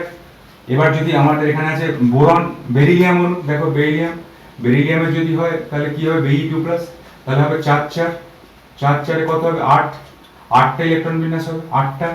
তাহলে দেখো এখানে 6টা আছে, তাহলে আরো দুটো কোথায় দেবো, সিগমা স্টার 2s, তাহলে কি হবে সিগমা স্টার 2s 2। তাহলে বন্ড অর্ডার কত হবে, বন্ড অর্ডার হচ্ছে, দেখো বন্ধনে কত আছে, এটা হচ্ছে বন্ডিং সিগমা, আর এখানে সিগমা 1 সিগমা 2s মানে কটা, 4টে, আর সিগমা স্টার 2s মানে কটা, 4টে। তাহলে 4 - 4/2 সমান হচ্ছে কত, সমান হচ্ছে এখানে 0। তাহলে 0 যদি হয় তার কিন্তু এই বেরিলিয়াম অণুর বন্ড অর্ডার হচ্ছে 0, এবং বেরিলিয়াম অণুর বন্ড অর্ডার যদি 0, সুতরাং বেরিলিয়াম B2 অণুর কোনো অস্তিত্ব নেই। যার বন্ড অর্ডার 0 হবে তার কিন্তু কোনো অস্তিত্ব নেই, B2 অণুর কোনো অস্তিত্ব নেই। ঠিক আছে? এবার দেখো বোরনের যদি খুঁজি, বোরন আমি এখানে একই জায়গাতে করছি। বোরন ইলেকট্রন বিন্যাস কি হবে, বোরনের ক্ষেত্রে বোরন ইলেকট্রন বিন্যাস কি দাঁড়াবে, বোরন, তাহলে এখানে কি হবে 5 - 5 = 10, 5 - 5 = 10, কারণ বোরনের একটা পরমাণুতে ইলেকট্রন কটা আছে 5টা, তাহলে দুটো পরমাণুতে ইলেকট্রন কটা হবে 10টা, তাহলে 5 5 এ 10 হয়ে যাচ্ছে, 10টা ইলেকট্রন ফিল আপ কিভাবে হবে? 10টা ইলেকট্রন ফিল আপ এরকম হবে, এখানে sigma 1s sigma star 1s sigma 2s sigma star 2s। আচ্ছা আমি এখানে একটু মুছছি, পরে আমি লিখে দেবো। তো এটা যদি হয় তাহলে কি হবে, তারপরে আরো 2 2 4 5 6 7 8 এসছে, 8 পর্যন্ত এসেছে, তারপরে কি এসছে দেখো পাই 2px, পাই 2px, এটা কিন্তু একটা ফিল আপ হবে, পাই 2px, পাই 2py কিন্তু একটা ফিল আপ হবে, পাই 2py এটা কিন্তু একটা ফিল আপ হবে। ঠিক আছে, এবার দেখো, এবার পাই 2py কিন্তু একটা ফিল আপ হবে এবং ইলেকট্রন সংখ্যা এবং এবার বন্ড অর্ডার তুমি বার করো, এটা বন্ড অর্ডার বার করো, বোরনের বন্ড অর্ডার।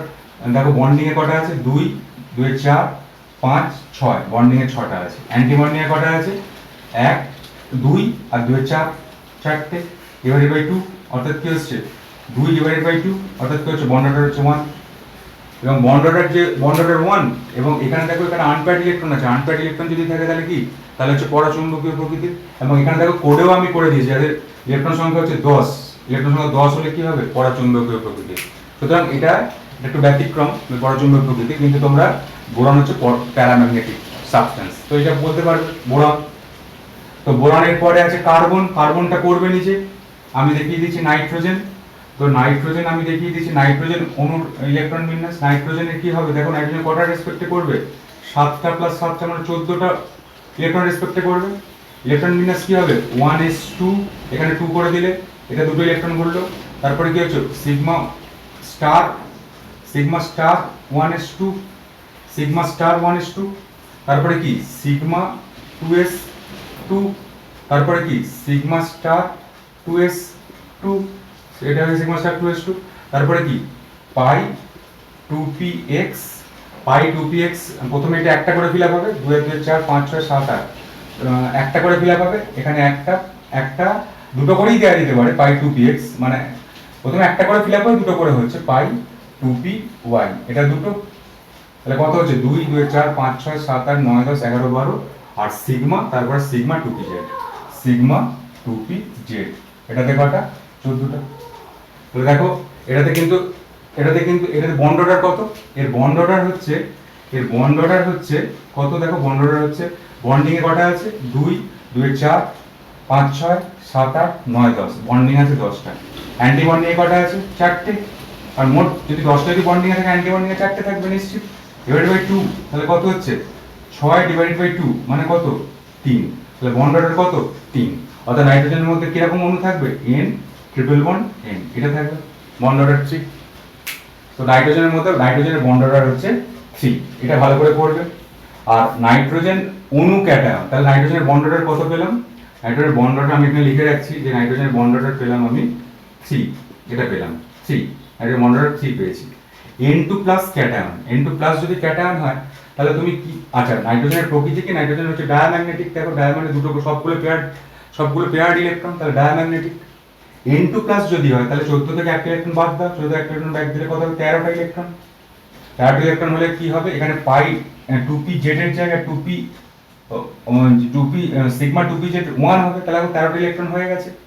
13টা ইলেকট্রন কি 2 2 4 5 6 7 8 9 10 11 12 13, 13টা ইলেকট্রনের মধ্যে বন্ডিং এ কটা আছে 2 2 4 5 6 7 8 9, বন্ডিং আছে 9টা, আর অ্যান্টি বন্ডিং এ 4টি আছে, তাহলে এখানে কি হবে 5 ডিভাইডেড বাই 2, 5 ডিভাইডেড বাই 2 মানে কি 2.5, তাহলে N2 প্লাস এর বন্ড অর্ডার কত 2.5, ক্লিয়ার। এবার দেখো আমরা করব N2 মাইনাস যদি করি তাহলে দেখো 14 এর সঙ্গে 1 যোগ করতে হবে, তাহলে কত হবে 15 হবে।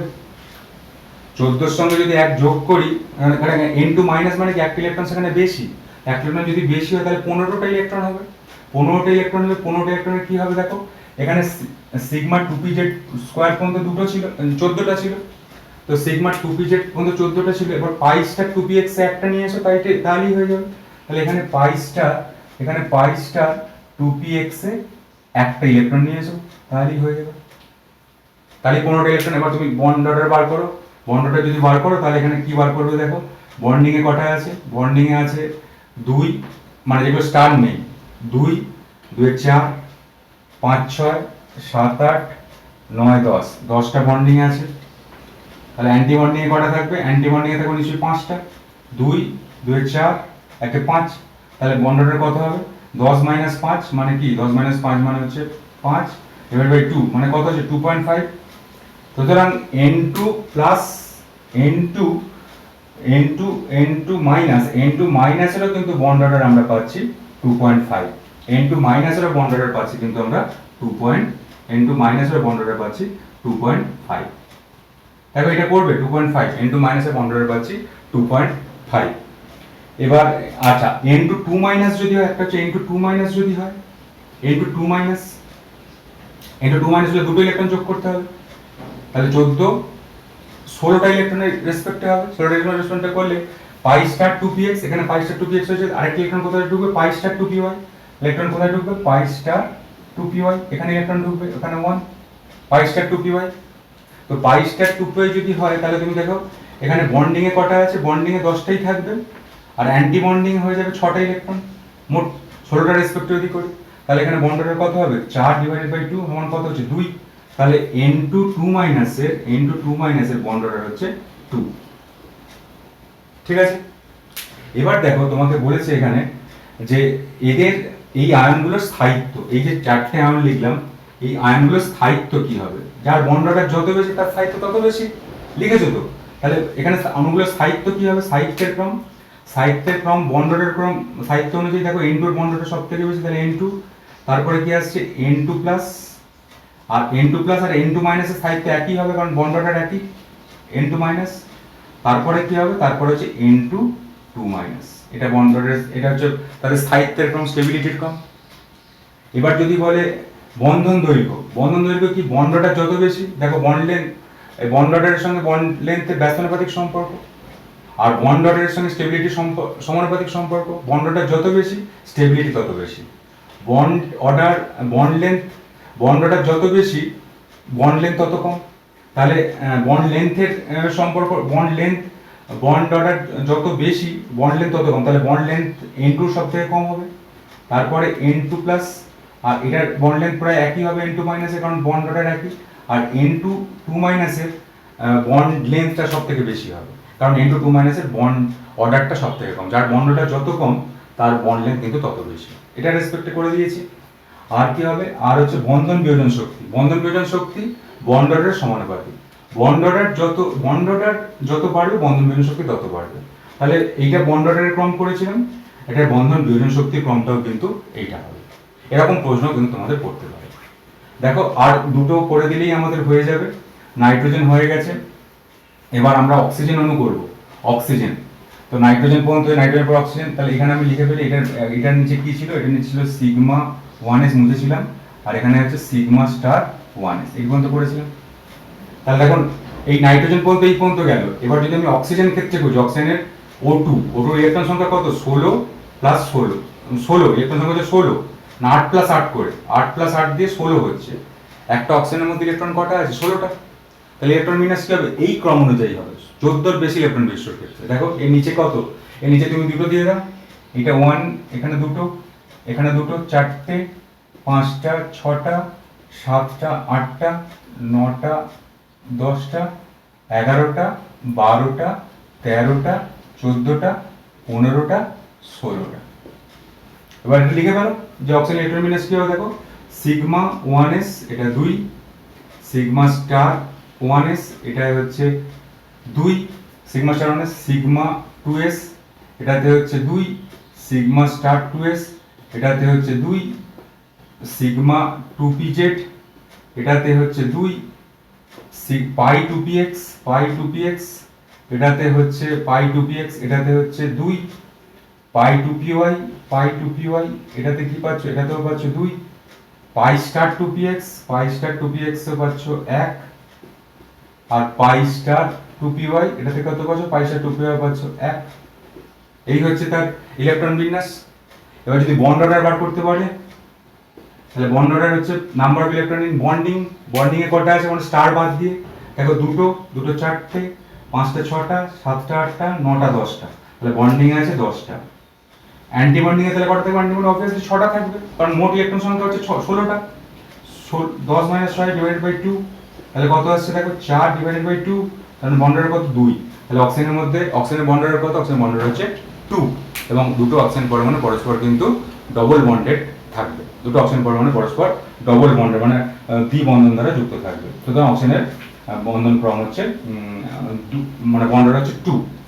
এবার O2 plus cation, O2 plus যদি ক্যাটায়ন করি তাহলে কি হবে, তাহলে এখানে 16টা ছিল, 16টা থেকে একটা ইলেকট্রন বাদ যাবে, বাদ গেলে 15টা ইলেকট্রন বিন্যাস হবে। 15টা ইলেকট্রন যদি হয় তাহলে কি হবে, এই পাই স্টার 2px 2py টা মুছে যাবে, পাই স্টার 2py টা যদি মুছে যায়, পাই স্টার 2py টা মুছে যাবে, তাহলে এখানে কি হবে 10 বন্ডারের কত হবে, বন্ডারের 10 মাইনাস 5, কারণ 15টার ক্ষেত্রে হচ্ছে 10 মাইনাস 5 ডিভাইডেড বাই 2, তাহলে কি হচ্ছে 5 ডিভাইডেড বাই 2 মানে কত 2.5, তাহলে O2 প্লাসের কত হচ্ছে, O2 প্লাসের হচ্ছে 2.5।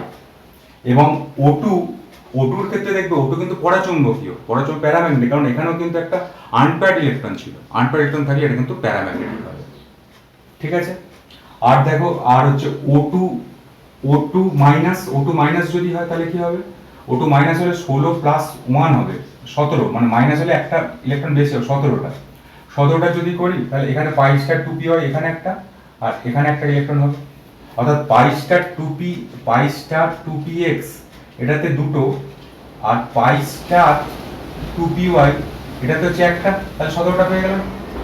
এবার বন্ডারের বার করো, এই বন্ডারের বার করে তাহলে কত ইলেকট্রন হচ্ছে, 2 2 4 5 6 7 8 9 10, 10টা হচ্ছে বন্ডিং এ, আর অ্যান্টি বন্ডিং এ কত হবে, অ্যান্টি বন্ডিং হবে 7টা অবভিয়াসলি, তাহলে 7 ডিভাইডেড বাই 2, তার মানে কত হচ্ছে, তার মানে 7 ডিভাইডেড বাই 2 মানে হচ্ছে 3.5, বন্ড অর্ডার হচ্ছে 3.5, বন্ড অর্ডার হচ্ছে এখানে O2 মাইনাস, আচ্ছা O2 মাইনাস এর বন্ড অর্ডার কত হচ্ছে, O2 মাইনাস এর বন্ড অর্ডার হচ্ছে 1.5, 8 মাইনাস, আচ্ছা 8 মাইনাস 5 কেন করছে, O2 মাইনাস এর বন্ড অর্ডার করছে এখানে 1.5, তো O2 মাইনাস এর বন্ড অর্ডার কত হচ্ছে, 16 একটা 17 হওয়ার কথা, তো আচ্ছা ইলেকট্রন বিন্যাসটা করছি, ইলেকট্রন বিন্যাস পাই 2px square pi star 2py পাই স্টার 2py পাই স্টার 2px স্কয়ার আর পাই স্টার 2py এর 1। ঠিক আছে, তাহলে এখানে যদি বন্ড অর্ডার খুঁজি, বন্ড অর্ডার কিন্তু এখানে বন্ড অর্ডার কিন্তু এখানে কতগুলো হচ্ছে দেখো, বন্ডিং এ কটা আছে, 2 2 4 5 6 7 8 9 10, 10টা আছে বন্ডিং এ, তাহলে অ্যান্টি বন্ডিং এ আচ্ছা O2 মাইনাস, হ্যাঁ O2 মাইনাস মানে 17টাই হবে, ঠিকই আছে O2 মাইনাস। এইখানে তো দেখছি যে একটু এখানে একটু বইতে ডাটা একটু ভুল আছে, 3.5ই কিন্তু এখানে হওয়ার কথা O2 মাইনাস, কারণ O2 মাইনাস 3.5ই কিন্তু হওয়ার কথা, O2 মাইনাসের বন্ড অর্ডার হচ্ছে কত হচ্ছে 8 ও, আচ্ছা এখানে দেয়া আছে O2 মাইনাস, আচ্ছা O2 মাইনাস, আচ্ছা এইখানে দেখো যেটা হচ্ছে সেটা হচ্ছে আচ্ছা এখানে তোমরা এটা করবে, এইটাতে এইটা একটু কনফিউশন হচ্ছে O2 মাইনাসটা, তো O2 মাইনাসটা তোমরা একটু চেষ্টা করবে, বা আমি তোমাদের একটু পরে বলে দেবো যে O2 মাইনাসে একটু কনফিউশনটা হচ্ছে O2 মাইনাসে। যাক O2 মাইনাসের ক্ষেত্রে সুপার অক্সাইডের মধ্যে, আচ্ছা সুতরাং O2, আচ্ছা একটা আমি একটু দেখে নিচ্ছি এখানে O2 এর বন্ড অর্ডার হচ্ছে O2 মাইনাসের বন্ড অর্ডার হচ্ছে 8 আর 5 এর 13 হচ্ছে, মানে বন্ডিং 13টা ইলেকট্রনের সাপেক্ষে করছে, 13টা ইলেকট্রনের সাপেক্ষে কেন করছে ঠিক হচ্ছে না, ঠিক বুঝতে পারছি না। যাক ওটোটার ক্ষেত্রে আমি ছেড়ে রাখলাম, ওটোর ক্ষেত্রে তোমাদের পরে বলে দেবো। এটা আরেকটা করো ফ্লুরিন, এটা ফ্লুরিনের ক্ষেত্রেও কিন্তু এইরকম বন্ড অর্ডার খাটবে, ফ্লুরিনের ক্ষেত্রেও কিন্তু এইরকম খাটবে। ফ্লুরিনের ক্ষেত্রে কি পাবে, ফ্লুরিনের ক্ষেত্রে পাবে 2, মানে কটা পাবে 9 প্লাস 9, অর্থাৎ কটা ইলেকট্রন পাবে, 18টা ইলেকট্রন পাবে ফ্লুরিনের ক্ষেত্রে। 18টা ইলেকট্রনের তোমার ইলেকট্রন বিন্যাস করতে হবে। 18 ইলেকট্রন করলে দেখো, তো এখানে 2 2 4 5 6 7 8 9 10 11 12 13 14 15 16 17 18, আর এখানে 17 18টা ফিল আপ হয়ে গেল। তাহলে এখানে ইলেকট্রন বিন্যাস কি হবে, sigma 1s square sigma star 1s square sigma 2s square sigma star 2s square sigma 2pz square pi 2px square pi 2py square pi star 2px square আর পাই স্টার 2py স্কয়ার। এইটা এবার এদের মধ্যে bond order বার করো, bond order কত, তো bond order যদি বার করো তাহলে দেখো বন্ডিং এ কটা আছে, বন্ডিং এ আছে 2 2 4 5 6 7 8 9 10 11 12, বন্ডিং এ আছে 12টা। তো বন্ডিং এ আছে 12টা। আর অ্যান্টি বন্ডিং এ কটা আছে, অ্যান্টি বন্ডিং এ কটা পাবে, অ্যান্টি বন্ডিং এ পাবে দেখো কটা, অ্যান্টি বন্ডিং এ কটা 2 2 2 4 2 2 4 আর 5 6 6 12 মাইনাস 6 ডিভাইডেড বাই 2, তাহলে কি হচ্ছে দেখো 12 মাইনাস 6 মানে 4, তাহলে 4 ডিভাইডেড বাই 12 মাইনাস 6 মানে হচ্ছে 12 মাইনাস 6 হচ্ছে 12 মাইনাস 6 হচ্ছে 6 6 ডিভাইডেড বাই 2 সমান কত, 3। তাহলে ফ্লোরিনের বন্ড অর্ডার কিন্তু এখানে আসছে ফ্লোরিন অণুর 18টা ইলেকট্রন কিন্তু আমাদের এখানে 18টা ইলেকট্রনের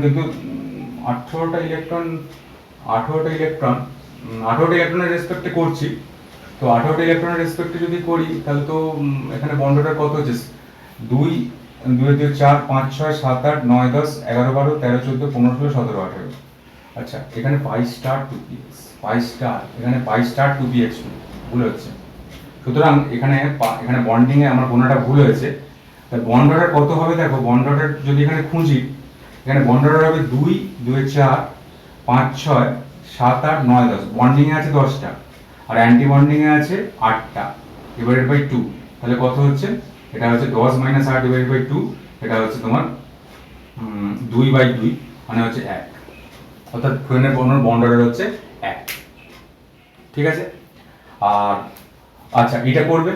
আর নিয়ন অণুর বন্ড অর্ডার কত হবে, নিয়ন অণুর বন্ড অর্ডার 0 হবে, কারণ নিয়ন অণুর ক্ষেত্রে বন্ড অর্ডারটা 0 হবে, নিয়ন অণুর বন্ড অর্ডার 0 হবে কারণ নিয়ন অণুর ক্ষেত্রে নিয়নের যদি ইলেকট্রন বিন্যাস করো নিয়নের Ne2, তাহলে কি হবে, Ne2 হচ্ছে 10 প্লাস 10, 10টা করে ইলেকট্রন, তাহলে 20টার ক্ষেত্রে হবে, 20টার ক্ষেত্রে যদি করো তাহলে এইখানেও দুটো ইলেকট্রন হয়ে যাবে,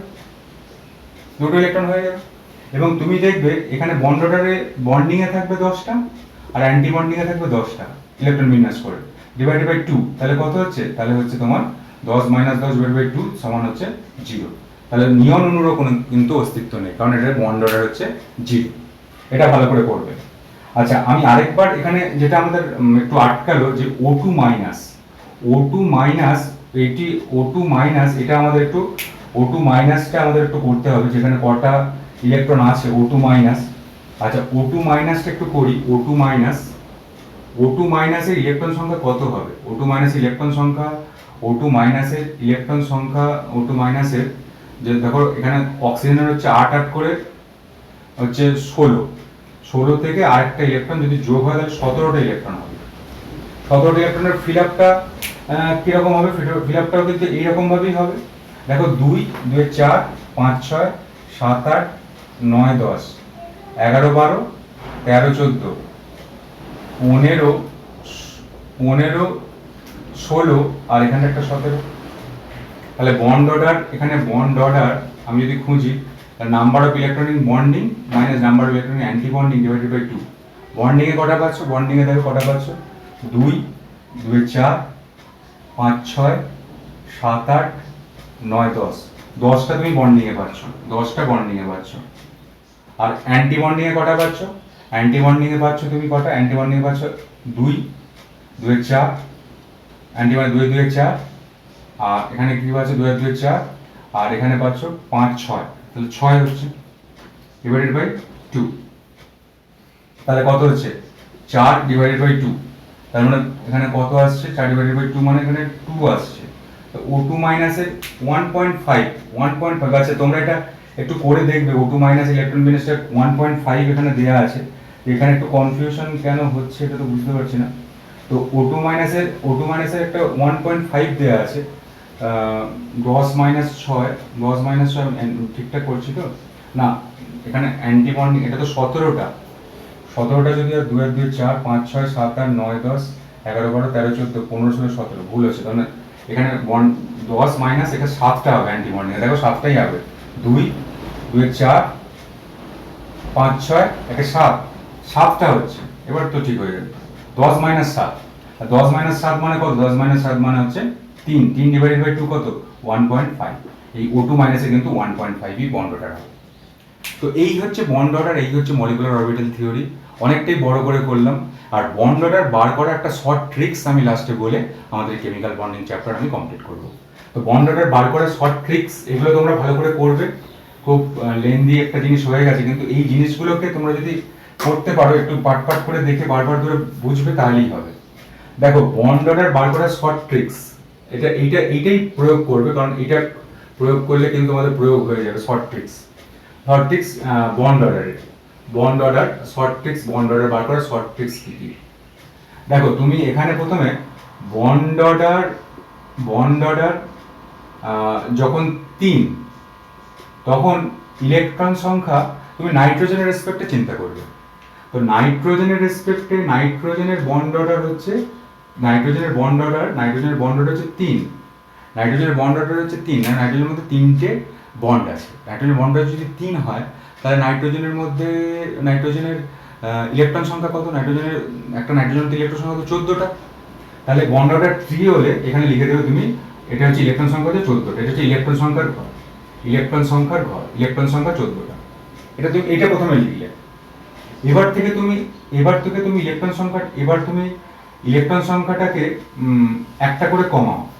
ইলেকট্রন সংখ্যা যদি একটা করে কমানো, আচ্ছা আমি এখানে এটা তোমার লিখছি, এটা হচ্ছে বন্ড অর্ডার, নাইট্রোজেনের পরমাণু ক্রমাঙ্ক হচ্ছে 14, এটা হচ্ছে পরমাণু ক্রমাঙ্ক, নাইট্রোজেনের এটা হচ্ছে, আচ্ছা এইখানে হচ্ছে আমি ইলেকট্রন সংখ্যা করছি, নাইট্রোজেন ইলেকট্রন সংখ্যা, পরমাণু ক্রমাঙ্ক বলছি, এটা হচ্ছে ইলেকট্রন সংখ্যা হচ্ছে 14। ইলেকট্রন সংখ্যা 14 হলে বন্ড অর্ডার কত? বন্ড অর্ডার হবে 3, তাহলে 14 হলে বন্ড অর্ডার হবে 3। এবার তুমি 14 নিচে নিচে এখানে সংখ্যাগুলো বসাও, 14 13, ইলেকট্রন সংখ্যা 12, 11, 10,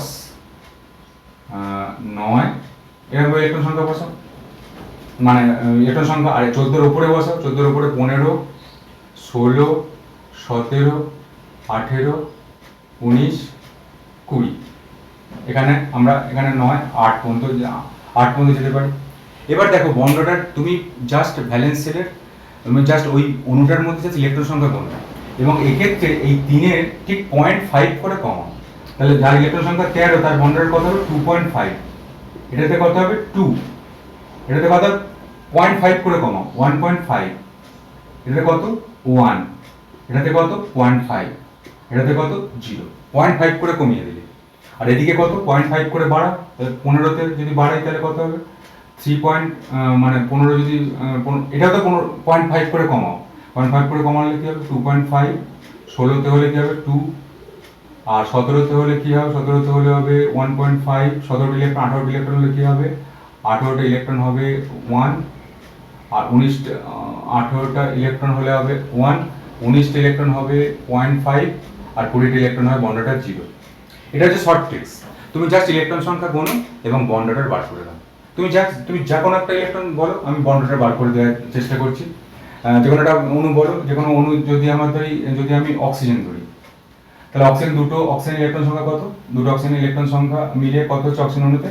16, 16 হলে বন্ড অর্ডার কত হবে? দেখো 2, ঠিক আছে।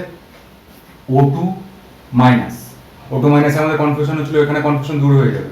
O2 মাইনাসে কি হচ্ছিল? দেখো O2 মাইনাসে ইলেকট্রন সংখ্যা কত? 8 + 8, এটা অক্সিজেনের জন্য, আর একটা ইলেকট্রন বেশি আছে বলে চার্জ বেশি, তাই 1 ইলেকট্রন করো, কত? 17, 17তে সমান কত? 17 সমান 1.5 এসছে। তারপর তুমি করো নিয়ন, নিয়নের কত? নিয়নের ইলেকট্রন সংখ্যা হচ্ছে 10 + 10, তাহলে Ne2 অণুতে ইলেকট্রন সংখ্যা 10, 20, তাহলে 20 যদি হয় তাহলে তুমি বন্ড অর্ডার কত? 20 হলে বন্ড অর্ডার হচ্ছে 0। এই পর্যন্তই করতে হবে। তুমি ধরো এখানে করছি, তুমি যাই করো না কেন, N2+, N2-, N2 মাইনাস তুমি এভাবে খাতায় করেছো, N2 মাইনাসের বন্ড অর্ডার কত? N2 হচ্ছে 7 প্লাস 7 14 আর একে হচ্ছে 15, 15টা ইলেকট্রন বাইরের পক্ষে, 15টা ইলেকট্রন N2 মাইনাস আয়নের মধ্যে আছে। N2 মাইনাস আয়নের মধ্যে 15টা ইলেকট্রন থাকে, 15 এর জন্য কত? 15 এর জন্য 2.5, দেখবে N2 মাইনাসের বন্ড অর্ডার করা আছে 2.5।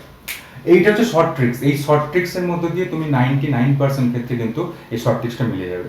কেবলমাত্র একটা মনে রাখবে, যদি এটা জয়েন্ট লেভেলে পড়ে যে CO প্লাস, এইটা এই CO প্লাস এর বন্ড অর্ডার কত, এর বন্ড অর্ডার কিন্তু এই শর্ট ট্রিক্সের মাধ্যমে বার করা যাবে না। বাদ বাকি সব জিনিসের বন্ড অর্ডার কিন্তু এই শর্ট ট্রিক্সের মাধ্যমে কিন্তু আমরা বার করতে পারবো। তাহলে দেখো আজকে খুব ডিটেলসে মলিকুলার অরবিটাল থিওরি আমরা পড়লাম। এই মলিকুলার অরবিটাল থিওরি নিয়ে যে যা জিনিস আমরা পড়লাম খুব ডিটেলসে বারবার ধরে দেখে তোমরা আলোচনা করো। মূলত এনার্জি লেভেল ডায়াগ্রামটা শর্ট জিনিস, মানে এতক্ষণ যেটা পড়লাম আধ ঘন্টার মধ্যে কমপ্লিট হয়ে যাবে। যে এনার্জি লেভেল ডায়াগ্রামটা খুব ভালো করে কমপ্লিট করো। এনার্জি লেভেল ডায়াগ্রামটা কি আছে, যে 14 পর্যন্ত এক আর 14 বেশি ওইটা, এবং সেখানে ইলেকট্রনগুলো আস্তে আস্তে করে ফিল আপ করে দাও। ফিল আপ করে বন্ড অর্ডার বার করো। Bond order proportional to stability, bond order proportional to বন্ধন বিয়োজন এনথালপি, বন্ধন বিয়োজন শক্তি, bond order inversely proportional to bond length.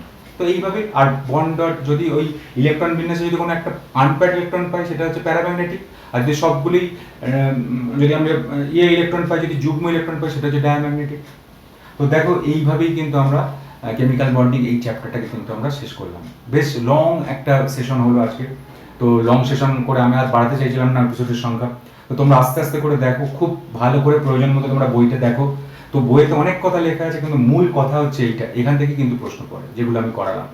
এগুলো ভালো করে তোমার নিজের খাতায় নোট করো, নোট করে ভালো করে প্র্যাকটিস করো, এবং কেমিক্যাল বন্ডিং এর প্রত্যেকটা টপিকস ভালো করে প্র্যাকটিস করো। তাহলে দেখবে তোমার ভবিষ্যতের যে ইনঅর্গানিক কেমিস্ট্রি স্মুথ হয়ে গেছে। প্রত্যেকটা জিনিসই কেমিক্যাল বন্ডিং এর এই যে টপিকগুলো আমরা পড়ছি, এই টপিকের ব্যাখ্যা কিন্তু ইনঅর্গানিক কেমিস্ট্রির বিভিন্ন প্রশ্নের ব্যাখ্যাতে কিন্তু লাগবে।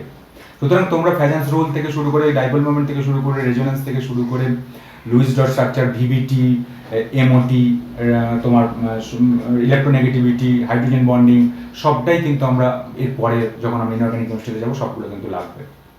আজকে এই পর্যন্ত, এবং এই এপিসোডের মাধ্যমে কিন্তু আমরা কেমিক্যাল বন্ডিং চ্যাপ্টারটাকে শেষ করছি। তোমরা খুব ভালো করে প্র্যাকটিস করো। এরপরে আমি কেমিক্যাল বন্ডিং এর কিন্তু একটা, তোমরা কেমন প্র্যাকটিস করো সেটা জানার জন্য আমি তোমাদের একটা ওয়ার্কশিট বা আমি পরীক্ষা তোমাদের কাছ থেকে নিয়ে নেব। আজকে এই পর্যন্ত। এরপরে আমি নতুন কোনো চ্যাপ্টার নিয়ে তোমাদের কাছে আসছি। ধন্যবাদ।